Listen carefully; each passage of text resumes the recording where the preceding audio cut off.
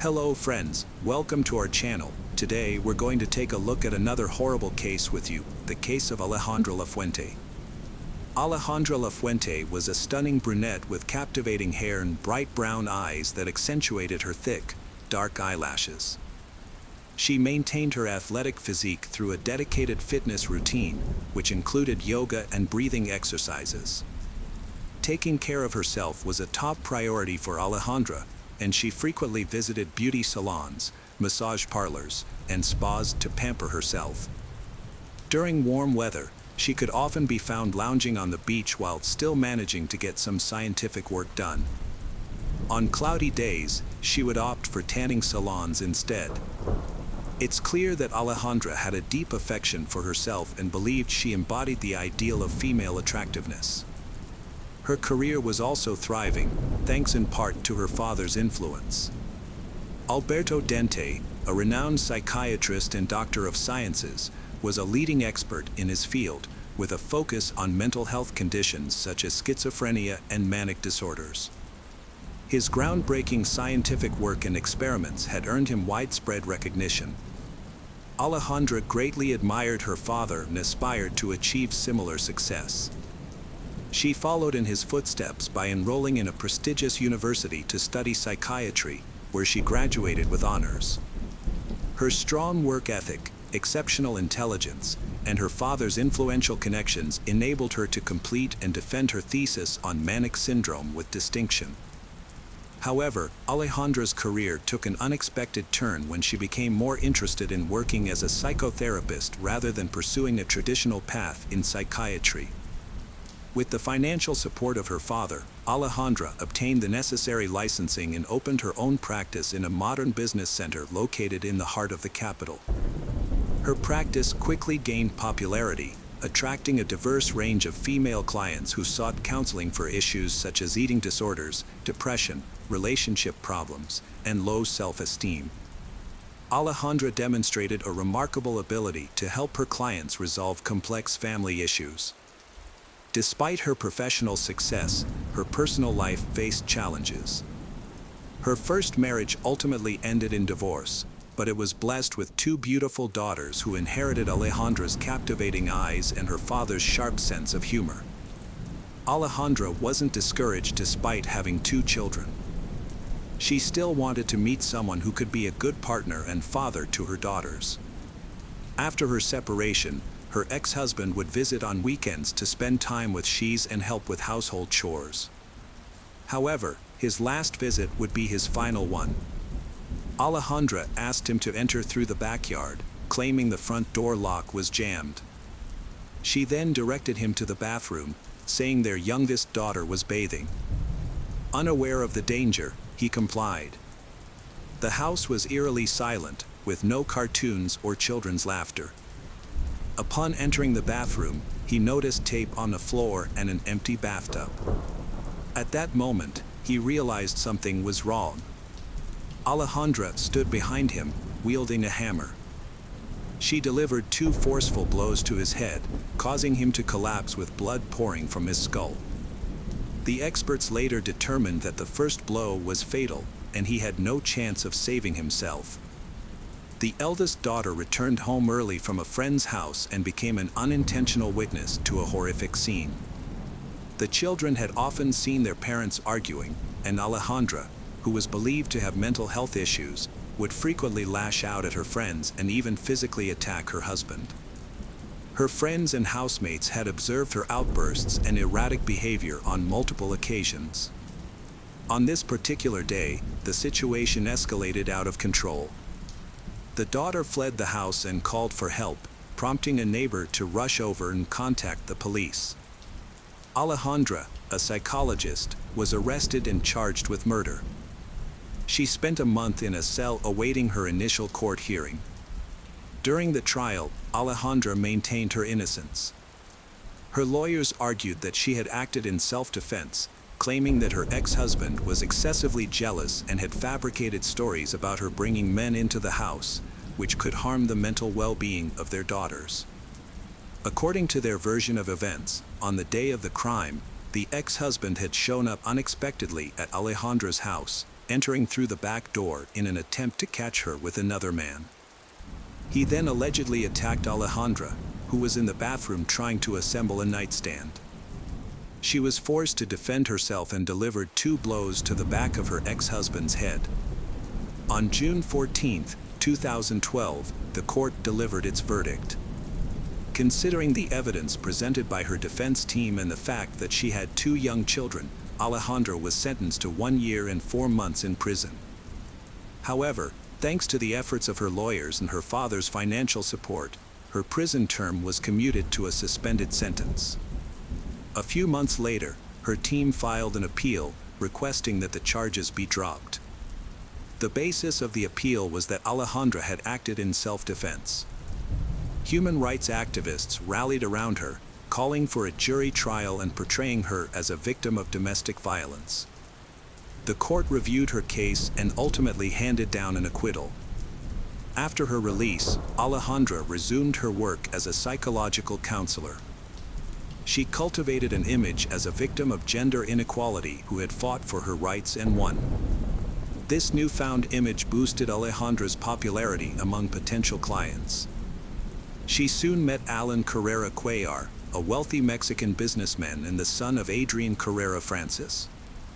Alan was tall, handsome, and impressive. His father had previously headed the Special Services Department for the Central District and had achieved significant success in his career. Soon Alan expanded his business, creating a chain of construction stores that opened across the country. However, while part of his business was legitimate, another part was secretly linked to crime. This connection led to his father's removal from his position after one of Alan's financial frauds was exposed. Furthermore, Alan had a stake in a criminal group that transported psychotropic substances to the United States. Their base, located in a border town, was guarded by corrupt police officers and controlled a small portion of the psychoactive substance trade in the South. Alan's father was found to be involved in his son's activities, and after providing a statement to the police, he faced a 20-year prison sentence. Nevertheless, Adrian Carrera was released early on July 18, 2000, as part of the Witness Protection Program. Upon release, he dedicated himself to his son and legitimate business ventures. His son, Alan Carrera, quickly adopted his father's views and experiences. After graduating from college, Alan followed in his father's footsteps and became an entrepreneur, showing particular interest in a household appliance store that he successfully managed despite his young age. This business was smaller than his father's but generated a decent income. Alan was always surrounded by women, yet he had been in love with a classmate since childhood, whom he eventually married. She was intelligent, attractive, and came from a good family. The marriage, though brief, was vibrant and resulted in a beautiful daughter. However, Alan's frequent absence from home due to work led to the breakdown of their marriage, ultimately ending in divorce. Alan struggled to move on from his high school sweetheart. He found no joy in new books and was immersed himself by loneliness and sadness, which led him to develop a drinking problem. To overcome his prolonged depression and alcohol addiction, Alan tried various methods, including books, AA meetings, and therapy. Eventually, he met with Dr. Alberto, a renowned psychiatrist. Meanwhile, Alan's ex-wife, Maria, was also dealing with the aftermath of their difficult divorce. Her father was going through a similar experience. Despite their separation, Maria couldn't shake off her loneliness and still considered Alan the only man in her life. She decided to seek professional help and visited a therapist. However, the psychiatrist who had been helping Alan recover explained that due to ethical reasons, he couldn't counsel both spouses. He recommended that Maria seek guidance from a different therapist, Alejandra. However, it's notable that Alejandra's relationship with Maria wasn't transparent, as she didn't disclose that her father was involved. Alejandra soon realized Alan could be a suitable match.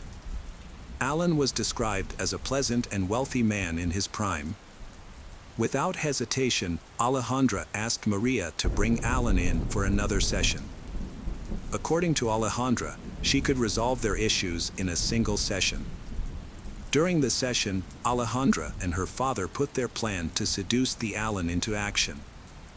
It didn't take long to get results. Immediately after the session, Alan asked Alejandra out for coffee to discuss family issues. Initially, she declined, citing medical ethics, but they went on a date that same evening. A romantic affair quickly developed between them. However, Maria soon discovered their relationship and was shocked. She considered reporting Alejandra to the medical ethics committee but decided against it.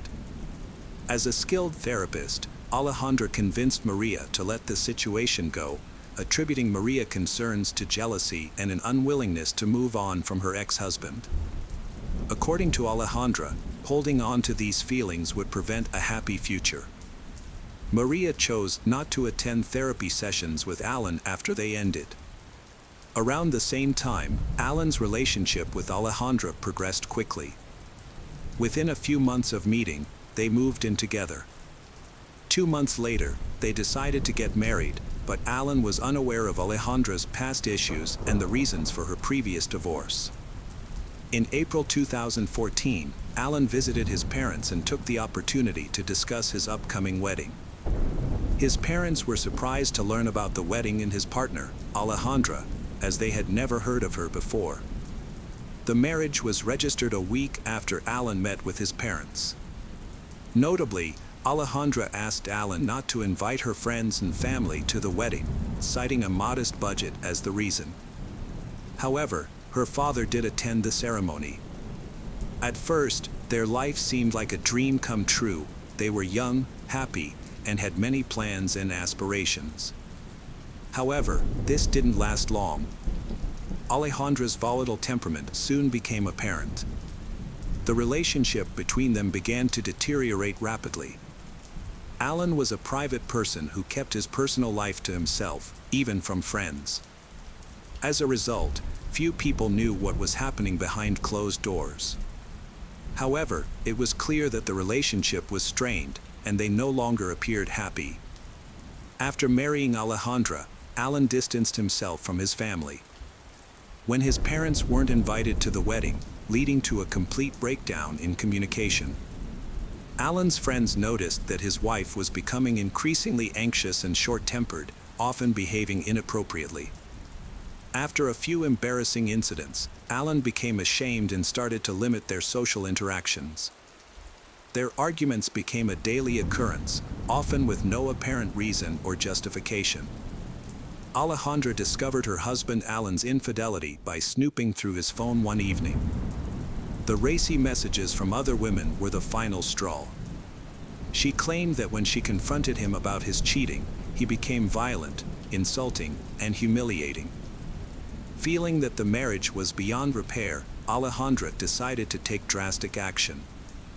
Instead of seeking therapy or counseling, she turned to a more sinister solution. Her focus shifted to devising the perfect plan to murder Alan. Alan, oblivious to his wife's intentions, continued his daily routine. He remained distant from his family, only making an effort to attend the annual family gathering to celebrate his grandfather's birthday. Alan attended the feast, but his parents made it clear that his wife, Alejandra, was not a welcome guest in their home. This snub infuriated Alejandra and further strained the relationship. Little did they know, this would be the last time the family saw Alan alive. On October 31, 2014, Alan sent a text message to his family, saying he had arrived home safely after his birthday party. However, he hasn't been in touch since then, and his absence from work for several days was unusual, as he was always responsible and diligent about his job. With the launch of a new business venture approaching, Alan's presence was crucial.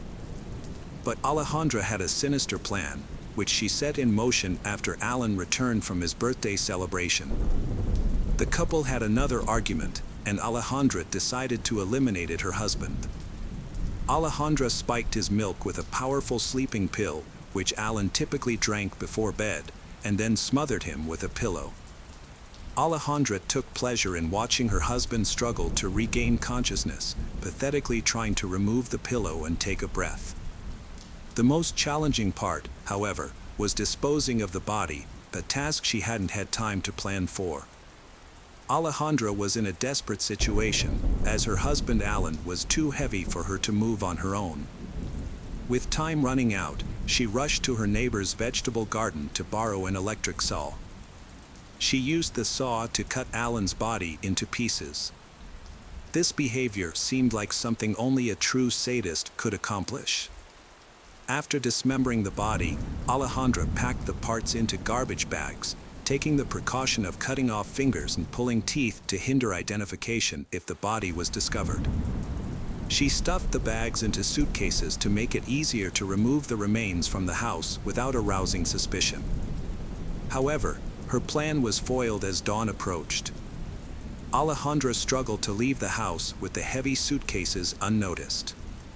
An elderly neighbor, who was awake due to insomnia, watched from her window and grew concerned about Alejandra's early and suspicious departure. It seemed strange that her husband wasn't helping her with the heavy luggage, and Alejandra's constant glancing around only added to the neighbor's unease. At dawn, Alejandra returned home, surprising her vigilant neighbor even more than before. It was later discovered that she had dispersed bags containing her ex-husband's remains across different neighborhoods to conceal her actions. As a new day began, she resumed her daily routine. On November 6, 2014, Mexican police made a gruesome discovery, a human torso with no teeth and no fingers. The entire police force was alerted due to the extreme brutality of the incident. Within a day, additional body parts were found in various locations throughout the city. Notably, the distance between the locations where the body parts were found was substantial. This would later be linked to Alejandra's prolonged absence from home.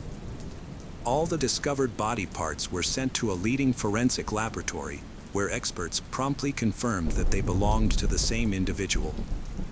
To avoid raising suspicions, Alejandra sent messages to Alan's relatives, claiming they were going on vacation and would be unreachable. Unbeknownst to her, Alan had recently distanced himself from his family and wasn't in contact with them. However, Alejandra's plan was foiled when her father, Alberto, called Alan's father's house to inquire about Alejandra's whereabouts. Alberto was concerned because he hadn't heard from her in a while, and her patients were worried about missing their counseling sessions. Later, Alberto called Alan's relatives again, informing them that Alejandra had been found and forcibly admitted to a clinic due to depression caused by her husband's infidelity. This alarming news prompted Alan's relatives to try and locate him, but they were unsuccessful. As a result, Alan's family sought police assistance.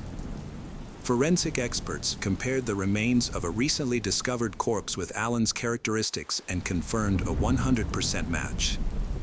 Alan's relatives also identified the body, which was especially distressing for his grandfather. Shortly after the identification, his grandfather fell ill with heart disease and lost. The investigation led to a search warrant for Alan's home and office, where a patch of freshly dug earth was found in the backyard. Upon further digging, fingers and teeth were discovered. Alejandra was immediately apprehended, and traces of blood were found in one of the rooms, on the car trunk, and in the garage. Initially, Alejandra denied her guilt, hoping to escape punishment as she had with her previous husband's case. However, the investigation quickly resolved the case, aided by the testimony of an elderly witness whose account matched Alan's estimated time of death. Alejandra had used her position to obtain a powerful sleeping pill, a medication only accessible to doctors. This new evidence further implicated her in the case, establishing a link between Alejandra and the brutal murder of her husband. CCTV cameras played a crucial role in tracing Alan's movements, confirming that he entered the house but never left. The footage also showed that suitcases were removed from the house. On December 10, 2014, the jury delivered its verdict, sentencing Alejandra to life imprisonment for murder with brutality, attempted concealment of the crime, and abuse of her official position. Despite her father's efforts to use his connections and bribes to spare Alejandra from imprisonment, he was ultimately unsuccessful. However, he did manage to have the trial closed to the public and press, thereby minimizing further publicity. However, his actions were ultimately driven by self-interest and a desire to advance his career. As a result, his reputation as a specialist has been severely damaged, and it is unlikely that anyone will seek his expertise again. This is largely due to his failure to recognize the problems with his own daughter and the fact that he raised her to be a ruthless and calculating individual. The trial also brought to light the case of Alejandra's first husband, whose death had occurred under suspicious circumstances. Although the passage of time had made it difficult to gather evidence, there were suspicions that Alejandra's father may have been involved in the incident. Some even speculated that he had colluded with his daughter and that their actions had been motivated by a twisted scientific interest. Despite these suspicions, no concrete evidence was found to support this theory. Following numerous appeals from the victims' families, the sentence was ultimately increased to death. This was a highly unusual outcome, as such sentenced are extremely rare in Mexico, particularly in modern times. Alejandra has been denied the opportunity to appeal the case, and her property, including their house, will be transferred to Alan's family. However, this offers little comfort, as the loss of a loved one can never be fully compensated. It has become clear that Alejandra was a pragmatic and cruel individual with significant mental health issues, despite medical examinations initially suggesting that she was sane. The case of Jamie Bowie. On the evening of Monday, April 16, 1990, Brian Bowie was waiting for his 20-year-old younger sister, Jamie, to come home. Earlier that weekend, she had traveled to Phoenix to visit family and friends, and she was expected to be back in Los Angeles by the start of the work week. Jamie was particularly eager to return because she had her first day of work at a major Hollywood studio the following day, where she would be involved in an important new project. Brian was in their apartment, anticipating celebrating Jamie's upcoming successes. However, as time passed, she still hadn't arrived. He assumed she was just delayed on her journey and decided to go to bed since he needed to wake up early. In the middle of the night, he heard the sound of the door but thought it was Jamie coming back. Feeling exhausted, Brian didn't get up. Instead, he turned over and fell back asleep. Brian woke up in the morning to find that the sun had already risen. He quickly went to check on his sister, Jamie, but she was missing. Brian around the apartment and noticed that some items were out of place, but this didn't give him any clues about what had happened during the night or where Jamie might be now. Since there were no mobile phones at that time, he couldn't find out what had occurred. Brian remembered hearing the sound of the door opening in the middle of the night and thought Jamie had returned, changed her clothes, and left early in the morning before he woke up. However, they had an agreement that she would wake him if she came home late at night or at least in the morning when she got up. For some unknown reason, she hadn't done this. Brian felt confused and speculated that she might have left for some urgent matter. Perhaps she was dealing with car trouble or something related to her new job. Brian needed to prepare for the day, so he started doing his own thing. He left a note for Jamie and headed out. When he returned home that evening, he was terrified to find the note still there and his sister missing. It was concerning because Jamie was about to start her dream job and had been preparing for it. She was usually responsible and would not skip important events without a good reason or letting someone know. What made matters worse was the evidence that someone had been in their apartment while Brian was away. The rooms were disorganized, and items like the stereo system, a suitcase, and some valuables were gone.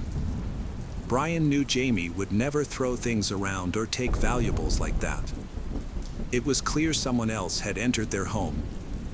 Scared to be alone, Brian hurried to his nearby friend's house to make a call for help. When the police arrived, Brian explained the situation over the past few days, suspecting that Jamie's disappearance was linked to a burglary. However, the officers dismissed his concerns, viewing it as a typical break-in. They noted the lack of any signs of kidnapping or a struggle, no blood or weapons present.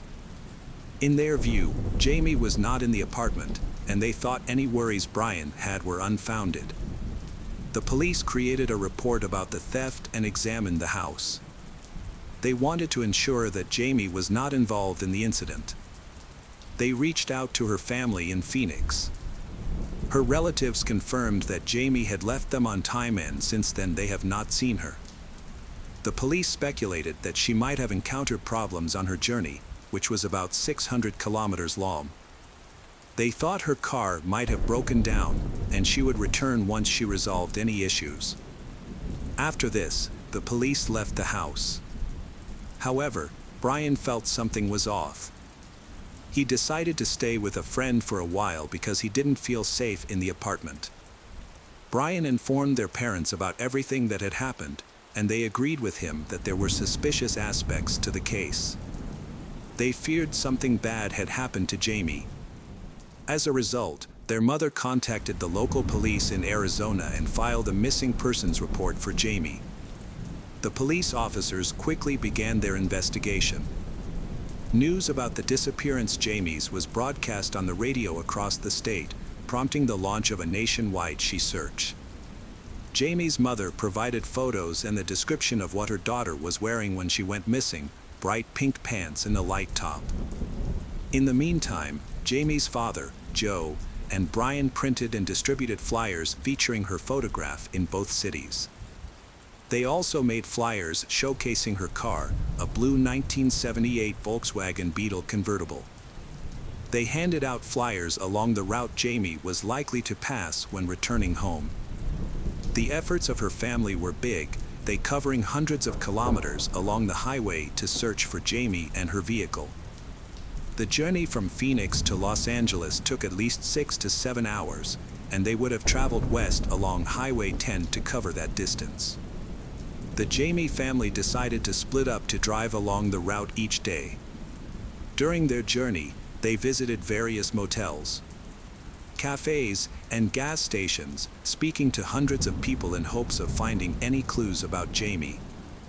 A large search operation organized by Jamie's relatives drew significant attention from the local community, leading to rumors that she had been kidnapped and that the police were not thoroughly investigating the case.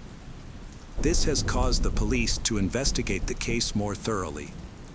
Detectives eventually suspect a connection between the robbery at Brian's apartment and Jamie's disappearance, as both incidents occurred around the same time. Meanwhile, Jamie's family continues trying to find her. Jamie's mother frequently posted updates and took on the role of an investigator, questioning staff at roadside businesses. Her determination impressed even the police, as it is uncommon for a mother to be so actively involved in a large-scale search for her child. While many parents might struggle to cope in such situations, she remained focused and resolute, desperately seeking her daughter. However, it's hard to imagine the emotional pain she endured throughout this search. Meanwhile, Jamie's brother and father were also involved, doing their best to gather any information about her whereabouts. The situation became increasingly complicated, especially in some wilderness areas that are devoid of people and infrastructure, which posed a danger to Jamie's life. If search teams had found her in those places, it would have been very unfortunate. Time went by without any leads, and it seemed unlikely that Jamie would be found in the desert. However, the efforts of her family eventually paid off. Shortly after the police launched the rescue operation, several motorists who had heard about the missing girl contacted the police. They reported seeing a young woman resembling Jamie in a blue convertible Volkswagen Beetle parked by the side of the road, seemingly having car trouble. Witnesses described a couple of dark-skinned individuals who were helping the girl with her car. They stood beside her, but witnesses did not intervene and did not notice anything suspicious. It's important to mention that Jamie was a strikingly attractive person, and her distinctive car made her stand out. This caught the attention of witnesses, enabling them to provide crucial information quickly. After receiving these leads, detectives went to the location where the witnesses had seen Jamie. There, they met witnesses, who recognized her from the photo, Jamie, and confirmed what they had seen. The witnesses were able to provide investigators with detailed information about what they witnessed. They explained that while resting in a truck parking lot, they saw a girl standing by the roadside. She had exited her car and opened the hood because her engine was smoking. Shortly after, a couple arrived in a red car. The man was driving, and his wife was in the passenger seat. After starting her car again, the girl drove away, and the couple followed closely behind her until they vanished from sight. This incident occurred in the middle of a deserted highway. Initially, witnesses thought nothing of the situation. However, when they learned about the young woman's Jamie disappearance, they began to have doubts. They started to suspect that the couple who had helped the girl might actually be connected to her abduction. Meanwhile, the police intensified their search for Jamie, focusing on the section of the highway where witnesses had seen the events unfold. They concentrated on the central desert area, where there was a higher likelihood of finding someone in distress. Despite searching hundreds of kilometers of road, they found no trace of the blue convertible Jamie's. It seemed to have completely vanished. The situation was much more complex because it occurred during a time without the internet. People didn't have mobile phones, making communication difficult. There were no geotags, GPS tracking, or surveillance cameras available. The police seized their only chance by placing a large poster along the highway featuring a picture of Jamie's and her car. They requested that anyone with helpful information come forward to assist in the search for she.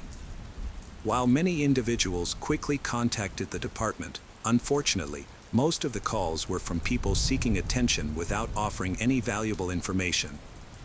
In total, they received about 200 calls, but none of the calls yielded the expected results. Hence, a lot of time is wasted in handling these useless calls. About a month after Jamie was reported missing, a witness working in an orchard contacted the police. He discovered a body in the irrigation system. The police quickly arrived at the scene and found the body of a girl in very poor condition. Her clothing closely resembled what Jamie's relatives described, including bright pink pants and a light top. However, investigators did not rush to identify her. Before waiting for the forensic examination results, the police estimated that the body had been there for about a month.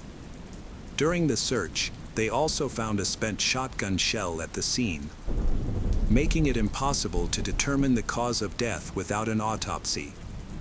The presence of the shell suggested that the girl had been shot, indicating that the orchard was the crime scene. The forensic expert revealed during the autopsy that the victim had been shot twice. It was found that the first shot occurred while the girl was standing on the ground. A gun was aimed at her, leading her to instinctively raise her hand in defense. She likely attempted to flee, but the attacker was quicker. The shot injured her arm and struck her face and head, resulting in a fatal outcome. Following this, she fell into an irrigation channel and was shot in the back. The victim was identified as Jamie Bowie, who had been reported missing. Her body was discovered in an orchard near Indio, California. Investigators realized why Jamie had remained missing for so long. The area is very remote and sparsely populated.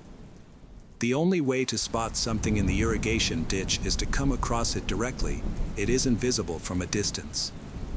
Additionally, there are very few people around, mostly just wild animals. Everyone was shocked by what happened. Jamie was friendly, beautiful, and full of ambition. Her family and friends adored her, especially her brother, who shared a close with her. Jamie had her whole life ahead of her, so who could be so cruel as to end it? Jamie's brother, Brian, informed investigators that she had always aspired to work in Hollywood, and just days before her untimely death, she had secured a job there. Jamie had recently become a PR manager at a major studio. While the Jamie family was grieving, detectives focused on a key piece of evidence, a blue Volkswagen Beetle convertible that was last seen with Jamie. No one had spotted the car since Jamie was helped to repair it by two unidentified black individuals. The police concentrated on locating this suspicious couple, believing they might be connected to her death. Despite months of fruitless searching, but about a year and a half after Jamie's brutal murder, the case took a new turn. The police station received information about a blue convertible belonging. They confirmed it was indeed the convertible related to the investigation, as the license plates matched those on the wanted list. However, there was one strange detail: the car had been repainted black and appeared to be abandoned. The police thoroughly examined the car but found no clues inside. To identify the driver, they held a press conference to seek help from witnesses through the media.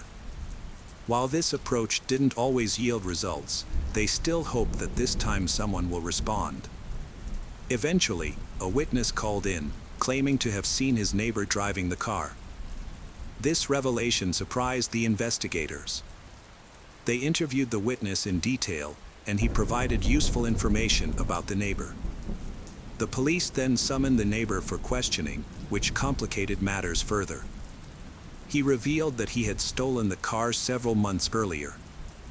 In exchange for valuable information to aid their investigation, the detectives assured him he would not face theft charges. The man agreed and explained that after stealing the car, he discovered it had electrical issues. He then took it to a repair shop. When the mechanic asked if the car was stolen, he mentioned seeing a similar car owned by someone else with similar electrical problems. Fearing exposure, the thief decided to abandon the convertible. He repainted it black and moved it away from his home. He provided the police with the address of the repair shop, where they learned who had previously contacted the mechanic about a problematic car. The detectives tracked down the owner of the shop where the convertible was stolen. During their meeting, the owner revealed that he had purchased the convertible from a black couple who arrived in a red Volkswagen. This couple had previously assisted a girl with car repairs and then sold her vehicle, indicating they were aware of Jamie's situation. The investigators intensified their questioning of the shop owner to gather more information about the couple. He provided a crucial lead. He had a sales contract for the vehicle, dated just one day after Jamie was reported missing. The document included the seller's signature, and suddenly, the case that had been cold for over a year began to progress rapidly. The sales contract listed a man named Billy Ray Rakes. At the time of the sale, he was 45 years old and lived in the Los Angeles area with his 28-year-old wife, Hilda. Detectives looked into Billy's background and discovered he had a violent criminal history. He was notorious for having killed his own brother during a fight.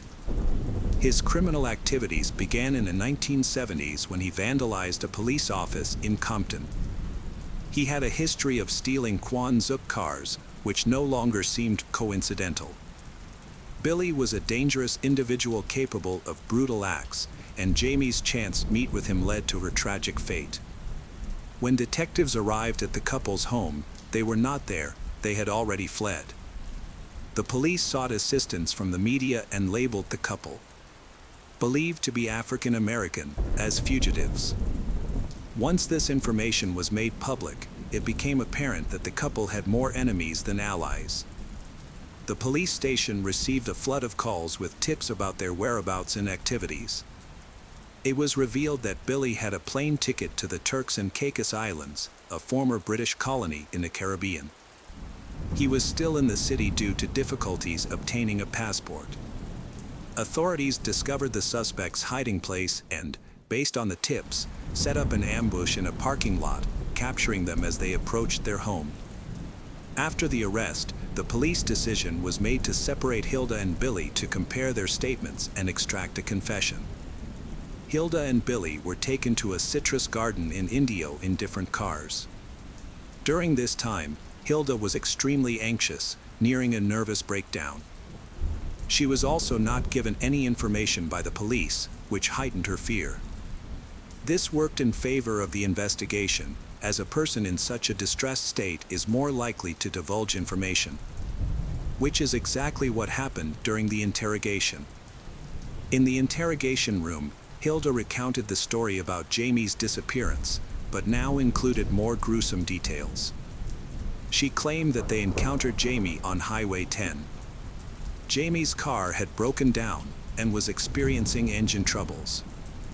Billy offered assistance, managed to start the car, but warned Jamie that she needed to get to a service station urgently. They suggested Jamie follow they to the nearest place where her car could be repaired or to the city where she would be safe. Jamie agreed and placed her trust in the strangers, Hilda and Billy. After reaching the nearest settlement, Jamie invited the couple Hilda and Billy to dinner at a restaurant. She felt very thankful and even promised that after she received her first wages from her new job, she would pay Billy for his help. Jamie seemed to trust the couple completely, which they took advantage of. First, Billy told Hilda that he planned to steal a car from Jamie, as he usually did. Hilda agreed because she knew it was safer not to oppose him. However, things escalated. He intended to use a shotgun. Hilda had no idea that her husband was planning to kill Jamie. She later admitted that she only realized the plot involved Jamie's death while they were at the restaurant, where Jamie was treating them.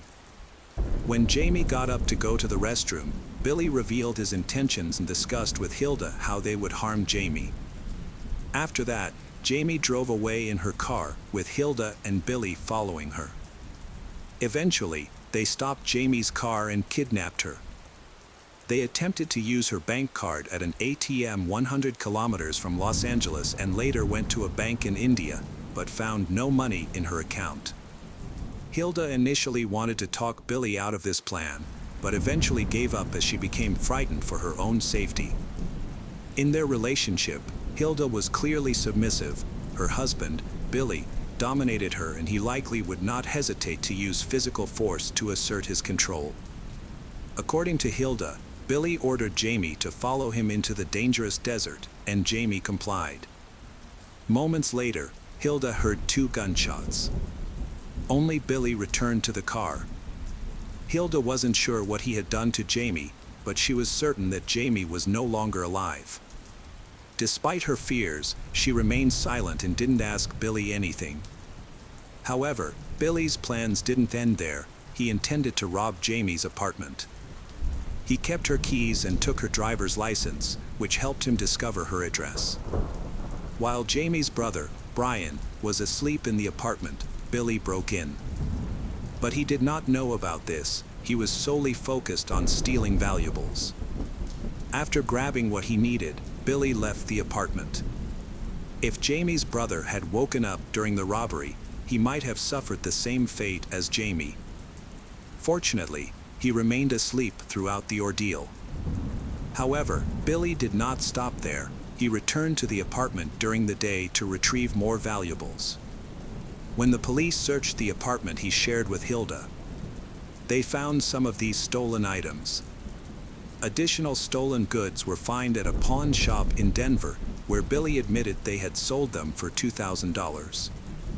They were looking to make quick cash, which is why they sold the car for such a low price. During his interrogation, Billy tried to shift the blame to his wife, Hilda, for the crime, but his account contradicted all the evidence that had already been found. The police were clear about who was responsible for the brutal murder. Moreover, Billy's criminal history made it even more apparent. In the end, the prosecutor's office offered Hilda a plea bargain, requiring her to give incriminating testimony against her husband, Billy. Under state law, the penalty for his crime was death, so Hilda agreed to cooperate with the prosecution. She admitted to being guilty of murder, even though she did not actually pull the trigger. Despite having the chance, she did not warn Jamie about the impending danger. As a result, Hilda received a life sentence but was eligible for parole after 25 years. During the trial, which began in 1994, Hilda testified against Billy. The prosecution faced a big challenge due to the lack of physical evidence. At that time, DNA testing was not widely available, and there were no other technologies to provide crucial evidence. Billy also sought a deal with the prosecution but was denied. Subsequently, he attempted to claim insanity to avoid responsibility for his violent actions, but this strategy failed. Billy Ray Riggs never admitted to being involved in the death of Jamie Bowie. The jury carefully reviewed the case materials before finding him guilty of premeditated murder. He faced the death penalty, which he feared greatly. The jury unanimously supported this decision because of Billy's cruel treatment of Jamie. He robbed her of her future. The verdict is crucial for Jamie's family, who are trying to get over her tragic death. They believe Jamie fell victim to her own naivety, she having trusted strangers too much, which ultimately cost her life. Hilda Riggs was released from prison in November 2014. Her husband, Billy Ray Riggs, has submitted several appeals, but all of them have been denied. He is currently on death row, waiting for his execution. The case of Aya Hashim. The Hashim family moved to the UK from Lebanon in November 2011, seeking a safer and more promising future. Aya's father, Ismail, wanted his children to have a good education and become valuable member of society. He applied for asylum for himself and his family, and after receiving a residence permit, they settled in Blackburn. Aya was a driven and ambitious young woman with big plans for her life. She was a law student at Salford University. Tragically, her parents' hopes for a better life were shattered when Aya was killed in a senseless act of violence. On May 17, 2020, Aya left her house to go to a nearby supermarket at around 3 p.m. However, she never returned home. About an hour later, Aya's father went out to look for her. Aya's mother searched online and discovered the news that a woman had been shot in their neighborhood. Soon after, Aya's parents received the devastating news that their daughter had been killed in the shooting. Aya was walking on King Street when a car drove by with multiple occupants. One of the individuals in the car fired 2 shots, one of which fatally hit Aya. 19-year-old Aya Hashim was fatally shot on King Street and died the same day despite medical efforts. The police do not think the incident was motivated by racism or religious hatred. Deputy Chief Terry Woods is seeking the public's help in gathering evidence. He asks anyone with dashcam footage or surveillance cameras to come forward if they have recordings of a green Toyota Avensis car or any suspicious activity. According to Deputy Chief Woods, Aya was an innocent bystander who was shopping for her family when she was accidentally caught in the crossfire. The shooting involved a green Toyota Avensis car. Witnesses report that 2 rounds were fired from the vehicle, and sadly, Aya was hit. Later that day, police discovered the Toyota Avensis car involved in the shooting abandoned near the scene of the crime. They also obtained CCTV footage of the incident. The footage shows that at 3:03 p.m. Aya is walking along the sidewalk. The Toyota mentioned earlier drives past her. The rear side window on the left is down. The shooter makes a fatal shot. The bullet goes through her and hits the pole. For ethical reasons, the police did not reveal footage of she falling to the ground. After reviewing the video recording, it's clear that there were at least 2 individuals in the car, the driver and the shooter. Following the shooting, the perpetrators quickly fled the scene and abandoned the vehicle on a nearby street. Within 2 hours, the police located the car and initiated a search for its owner. Aya Hashim was caught in the crossfire of a shooting incident that occurred near Khan's car wash. Following her death, the police launched a massive operation to apprehend the suspects, who had fled the UK, with the assistance of international law enforcement. 8 individuals were initially charged in connection with her death. Aya's death was ultimately determined to be a tragic accident. She was an innocent bystander. The shooting was actually a targeted attack on the owner of Khan's car wash, who was a competitor of Pharaoh Suleiman. It was Suleiman who allegedly hired a hitman to take out Khan, but the bullet mistakenly hit Aya instead. According to the video recording, at the time of the incident, Aya was standing a few feet away from a pole. The first bullet fired missed its intended target and hit something near a man, as evidenced by the splashing water. The key point here is that the shooter made a mistake. The person they aimed at was not the business owner, but rather an employee who was mistaken for Khan. During the second shot, Aya was positioned between the shooter and the employee. The bullet struck her in the left side of her chest, passed through her body, and then hit the pole. The car immediately fled the scene. The car wash owner, Khan, witnessed Aya falling to the ground and rushed to her aid, calling emergency services in the process. He described the events, stating that he had seen the car and the gun, and then the assailant sped away. According to him, they returned and started shooting, aiming the gun at him, which left him confused. To better understand the crime, let's examine the roles of the individuals involved. We'll start with the mastermind, Pharaoh Suleiman. Pharaoh Suleiman was a successful businessman with a loving family. Suleiman owned a thriving tire shop that had gained significant popularity over time. The business provided him with a substantial income, enabling him and his family to live a comfortable life. He was also active on social media, frequently sharing photos of himself driving expensive cars, giving his followers a glimpse into his life. When his business began to decline, he devised a plan to eliminate his competitor, Khan. Despite being a potential suspect due to his motive, Suleiman went ahead with the plan. He enlisted the help of Ayaz Hussein, Zamir Raja, and Anthony Ennis. The perpetrators conducted a surveillance mission the day before the crime, driving near the car wash to inspect the area. Additionally, Abu Bakr Seisha purchased the Toyota used in the crime with money provided by Suleiman. Kashif Manzur ensured the car was in working condition by performing technical checks and addressing any malfunctions. Uthman Seisha and his girlfriend, Judy Chapman, played a supporting role in the crime. They drove the shooter and driver to the location of the Toyota in their Ford Fiesta and then picked them up after the crime was committed, they abandoning the Toyota on a nearby street. According to the inquest, at 1:14 p.m., Judy Chapman and Uthman Seisha picked up Raja and Ennis from Bolton and drove them 13 miles to Blackburn, where the Toyota was parked. Kashif Manzur made sure the Toyota was ready as all four men drove to Blackburn. However, when they stopped a couple of miles from the car wash, the Toyota wouldn't start due to a dead battery. Manzur jumped the battery using another car's battery and some wires.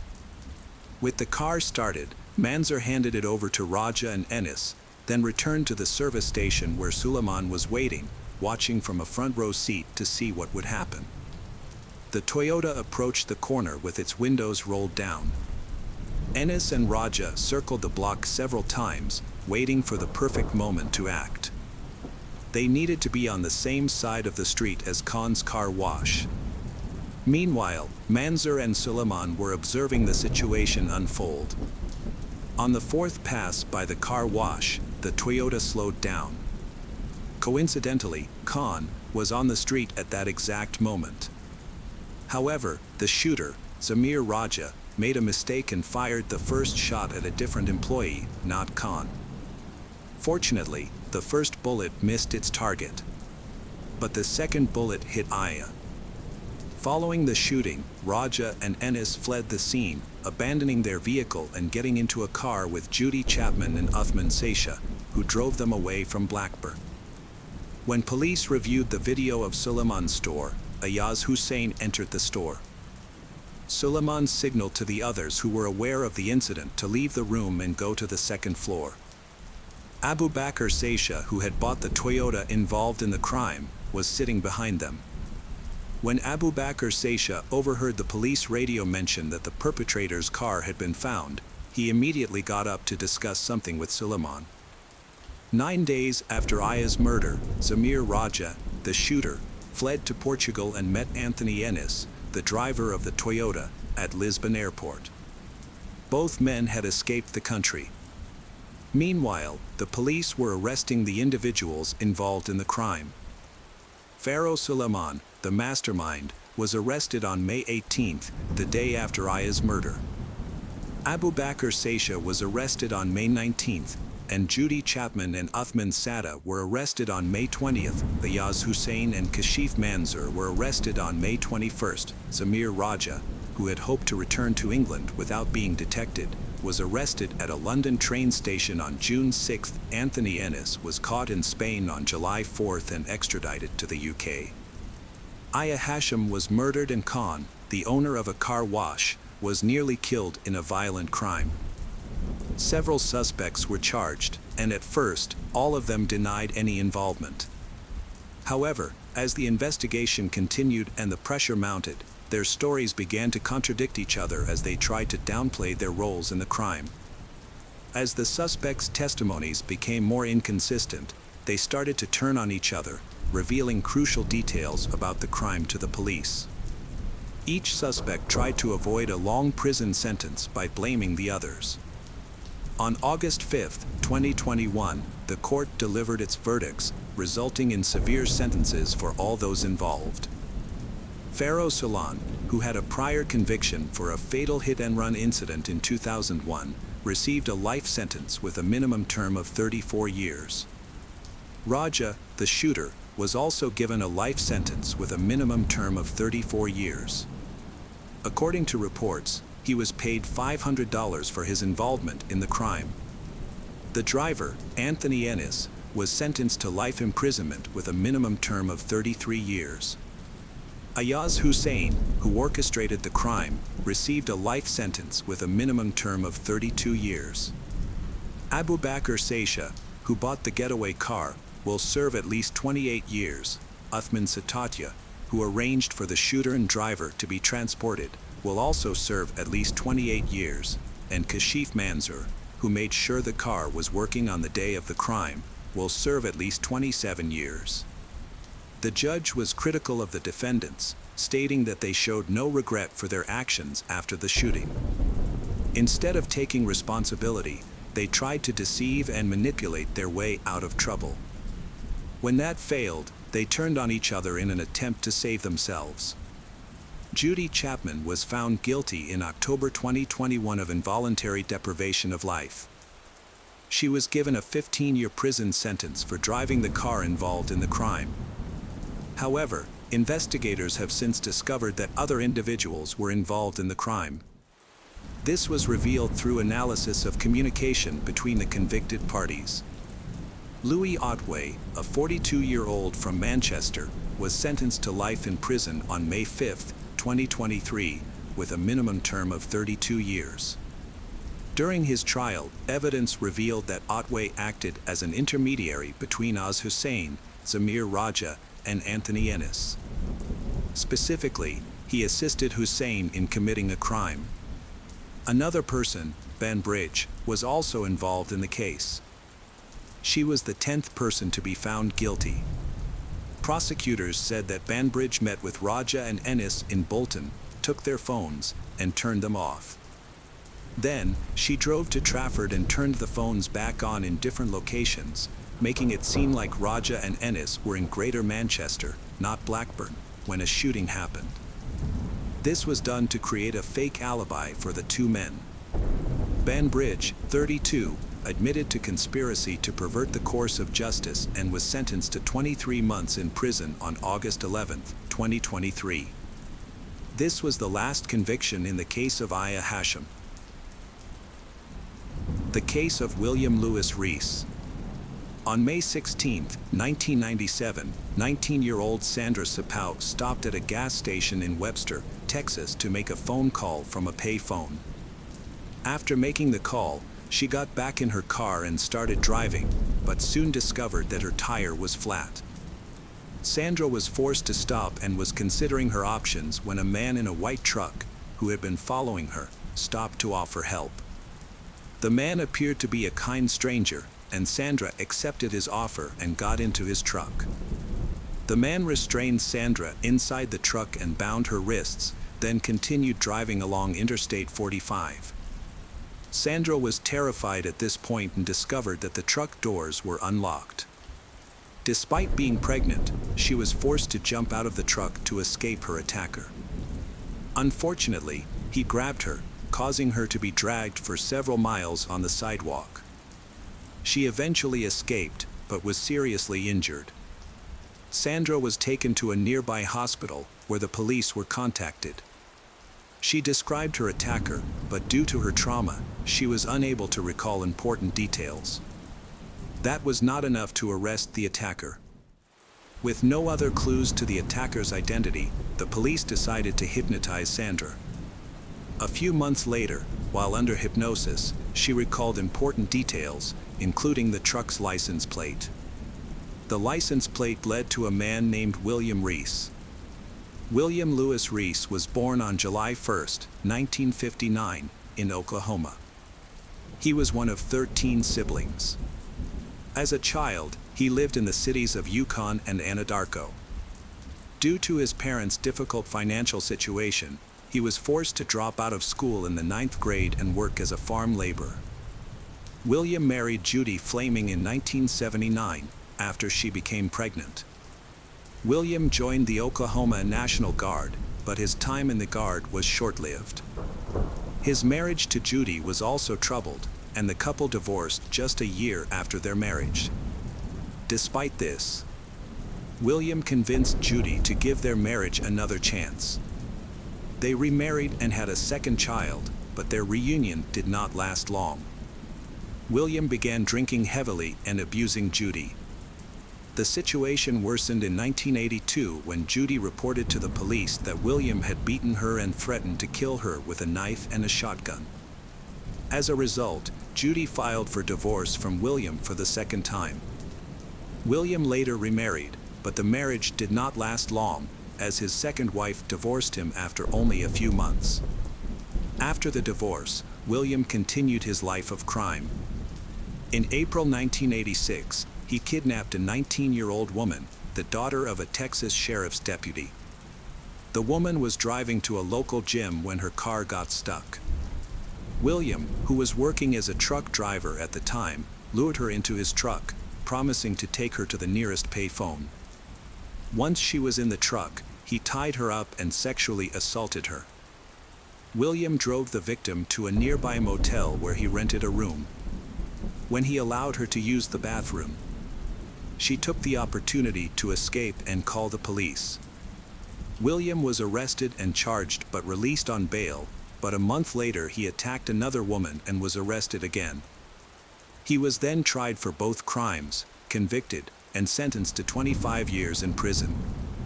However, William appealed the conviction and had his sentence reviewed. The review found flaws in his case, leading to a reduction in his sentence. As a result, he was paroled in October 1996, after serving only 9.5 years of his original sentence. William moved to his mother's house in Anadarko, Oklahoma, after his release from prison. He then regained his driver's license in early 1997 and moved to Houston, Texas. There, William attempted to kidnap and sexually assault Sandra Sapau. This eventually led to his conviction for aggravated kidnapping in 1998 and his sentence of 60 years in prison. But while William was serving his sentence, police suspected him of being involved in many other crimes. It took years to unravel the secrets William had taken with him to prison while many families waited for answers. On the drizzly morning of April 3, 1997, around 9 a.m., 12-year-old Laura Smither asked her mother for permission to go jogging alone around 9 a.m. It was a decision that would prove to be one her mother would regret for the rest of her life. Laura, the daughter of Bob and Gay Smither, grew up in a house in Friendswood with her younger brother. She was known for her kind and gentle nature. Laura was not only an excellent student but also a talented ballet dancer from a very young age. Her dream of becoming a professional ballerina began to take shape after recently being accepted into the prestigious Houston Ballet Academy. When she asked to go for a run that fateful day, her mother was surprised because Laura never went out much. In fact, she didn't even go to school and was homeschooled by her parents. However, Laura had recently been inspired to do cardio to improve her dancing skills and wanted to go for a run while her mother was cooking breakfast. Her mother allowed her to go for a short run because she never thought anything bad would happen to her. Laura's parents began to panic when she didn't return after a few hours. She was always closely supervised and had never been out alone for so long, so they knew something was wrong. Laura's father searched the neighborhood but found no sign of her. Initially, they thought she would return soon, but as the hours passed, they realized something was wrong. The parents then contacted Laura's relatives and friends to see if anyone had any information about her whereabouts, but no one had any. After an unsuccessful search, they contacted the police to file a missing person report. Laura's father explained the situation to the police. "My daughter went jogging this morning, but she was gone much longer than I expected." The investigation into Laura's disappearance began, and her family immediately received support from the community. Volunteers, holding Laura's photo in their hands, went door to door asking residents if they had any information about the missing 12-year-old.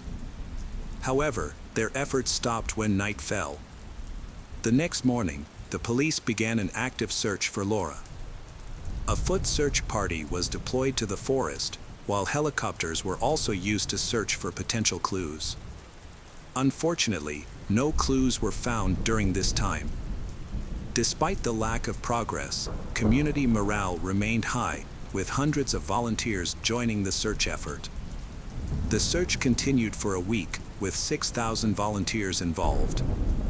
The National Coast Guard, along with the FBI, also joined the local police department to assist in the search. Although the possibility that Laura had become lost in the woods was initially considered, by this point in the investigation, police suspected foul play. Hoping to continue the search, the community held candlelight vigils and prayers in Laura's name, keeping alive the hope of finding her. However, another week passed without any leads in the case. On Sunday, April 20th, 1997, a meeting was held at Friendswood High School to discuss the next steps in the search. During the meeting, the sheriff received a phone call, causing his expression to become anxious, causing concern among those present, who wondered what had happened.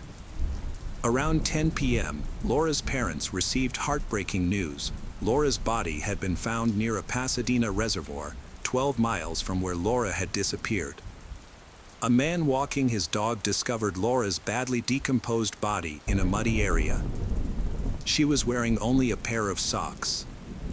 17 days after Laura went missing, her body was finally found, but in a brutal and tragic state. She had been brutally beaten and strangled to death. The news sent shockwaves through the Friendswood community, leaving residents heartbroken and fearful that a predator was on the loose and could target others. Determined to catch the perpetrator, the police acted quickly. However, they had no information about the person responsible for this heinous crime. In an effort to gather leads, they began interviewing local sex offenders. Soon, William Lewis Reese came to their attention. William, 38, was working at Windsor Estate in Friendswood as an equipment operator.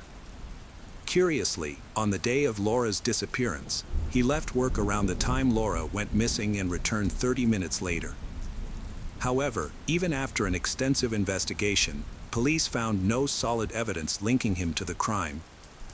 As a result, the case remained unsolved for many years. Kelly Cox was a 20-year-old student who went on a field trip to the local Denton prison on July 15, 1997, with her classmates for a criminology class. Before entering the prison, she parked her car in the parking lot across from the police station and hid the spare key in a magnetic box under the car. Following the professor's instructions, she locked her other belongings, including her cell phone, in the car. After completing the prison tour at noon, Kelly quickly left because she had to take a test that day at the University of North Texas, where she was a student. Kelly tried to leave by unlocking the car door with the spare key. But it did not work. She had checked the key the night before and it was fine. Kelly was unable to use her cell phone, so she went to a nearby gas station to use a public phone to call her boyfriend, Lawrence Harris III, for help. After the call, she went inside the gas station, bought a drink, and disappeared. Lawrence arrived about 45 minutes later, but Kelly's car was still in the parking lot and she was nowhere to be found. Her keys and key fob were also missing. Lawrence searched for Kelly but could not find her. He then called Kelly's mother to check if she had returned home, but she had not. At the time, the situation seemed suspicious, but Kelly's family decided to wait a little longer to see if she returned. However, their concerns grew as time went on. By 5:30 p.m., they believed something was wrong. This was the time Kelly was supposed to pick up her 19-month-old daughter, Alexis, from her babysitter.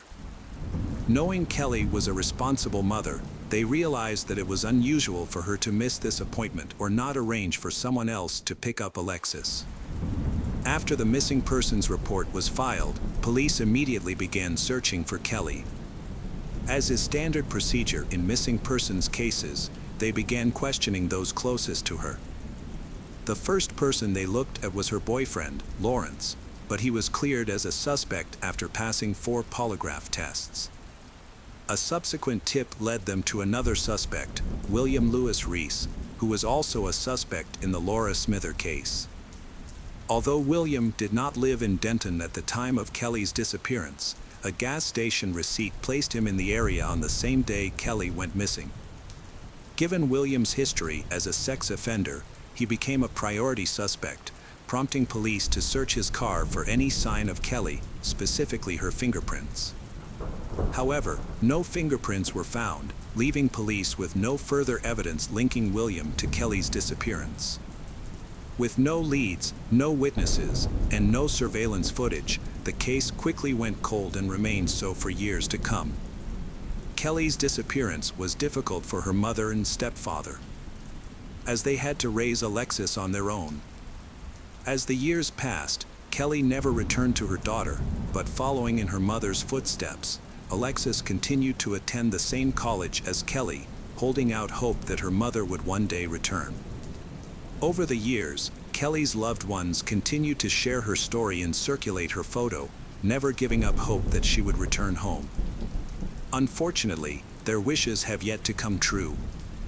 Jessica Kane, a 17-year-old high school student, was reported missing by her mother on August 17, 1997. At approximately 1:30 a.m. that morning, Jessica had left a cast party at Bennigan's on Bay Avenue Boulevard after a concert in Dickinson, Texas. The party was attended by her friends from the show. When her mother found out that Jessica had not returned home, she began calling the friends who had been with her that night. They confirmed that Jessica had left the party but had not returned home. Born on August 28, 1979, Jessica was known for her cheerful personality, love of sports and passion for drama, and was captain of the drill team at O'Connell High School in Galveston, Texas. Jessica's parents immediately became concerned that something had happened to her. When her father went to look for her, he discovered her car parked near the Lomark exit off the highway with her valuables still inside. He immediately contacted the police, who along with hundreds of volunteers were involved in the search for Jessica. During this difficult time, Jessica's parents met Bob and Gay Smither, who were also searching for their missing daughter, Laura. Laura Smither's family, who were also going through their own horrific nightmare, remained steadfast in their support of Jessica's parents and joined the search. Despite the efforts of the police and community to find Jessica, no sign or evidence of her turned up. The police began to suspect foul play and thought the chances of finding Jessica alive were extremely low. After weeks of searching, the case was dropped. But Jessica's family never gave up on finding answers. We are being forced to learn patience, an extremely difficult lesson, to wait, to be calm, and to trust in God. Tiffany Johnson was a 19-year-old woman who went missing on July 26, 1997. Her car was found abandoned at a car wash in Bethany, Oklahoma, but there was no sign of her. Born on April 6, 1978, to Michael and Kathy Dobe, Tiffany is the youngest daughter in her family. She is very close to her family, especially her mother. Tiffany grew up as a cheerful and active girl in a small town. She enjoyed spending time outdoors, often helping her grandfather with his gardening and taking care of plants. After graduating from high school in 1996, Tiffany married Ryan Johnson in 1997 and moved to Bethany, Oklahoma with him. To save money for college, she took on 2 jobs while planning to enroll in Oklahoma State University and study botany. However, her plans never came to fruition. On July 26, 1997, Tiffany finished her part-time shift at a restaurant around 2 p.m. She was excited to celebrate her 3-month wedding anniversary with her husband, Ryan, and had planned to meet him at 11 p.m. Before leaving, Tiffany returned home, showered, and drove off in her white Dodge Neon. Tiffany went to the Sunshine Car Wash to have her car washed. She was never seen again. Her husband began searching for her that night, checking her home and other possible locations, but she was nowhere to be found. Around midnight, a Bethany police officer stumbled upon Tiffany's abandoned car at the car wash. Police found the car door open, the keys still in the ignition, and found Tiffany's wallet inside. In the glove box, police found Tiffany's mother's phone number. However, when police contacted Tiffany's mother, Kathy, who lived 60 miles away in Anadarko, she had no information about her daughter's disappearance. Tiffany's husband, Ryan, was the next person police contacted, but he also had no information about his wife's whereabouts. At this point, it was clear that something was wrong. Before police could begin searching for Tiffany, a disturbing discovery was made on July 27, 1997, near the intersection of I-40 and Gregory Street. A search party looking for another missing girl stumbled upon the body of a young white woman. Police suspected that the body might be Tiffany's as soon as they arrived on the scene. After being shown a photo of the victim, Ryan quickly confirmed that it was indeed his wife. An autopsy could not determine the exact time of her death, but it indicated that she had been the victim of sexual assault and strangulation. Police collected and preserved an unidentified DNA sample found on her body as evidence. With no leads on a suspect, police initially focused on the husband, Ryan, as a potential suspect in his wife's death. However, an alibi soon came to light, revealing that Ryan had been at work from 3 p.m. to 11 p.m. on the day Tiffany was last seen. Tiffany's last known whereabouts were at the car wash at 6 p.m. Just when the investigation seemed to be stalling, a crucial clue emerged. It was revealed that Tiffany's cause of death involved sexual assault, as well as severe head and shoulder trauma. The car wash owner soon contacted the police, reporting that a suspicious person, matching the description of a man wanted for kidnapping in Texas a few months earlier, had been seen at the car wash on the same day Tiffany went missing. That man was none other than William Lewis Reese. His mother was a close friend of Tiffany's mother, and William even called Tiffany's mother, Kathy, after her daughter's death to offer his condolences. However, William was able to evade justice for a while, as the police investigation into Tiffany's murder failed to produce any evidence implicating him. Years later, in 2015, police made a significant breakthrough in the case thanks to advances in DNA technology. A DNA sample collected during Tiffany's autopsy was retested and matched a profile in a national database, known as CODIS, linking William to the crime. William was then charged in Oklahoma City with Tiffany's 1997 kidnapping and murder. Just as his trial was about to begin, William suddenly confessed to other crimes in an attempt to negotiate a deal with the prosecution. William had eluded police for nearly 19 years, despite having a serious criminal history, including armed kidnapping. Police suspected him of murdering Laura Smither and of being involved in the disappearances of Jessica Kane and Kelly Cox.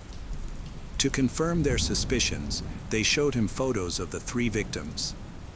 William quickly admitted responsibility but denied any sexual motive behind the crimes.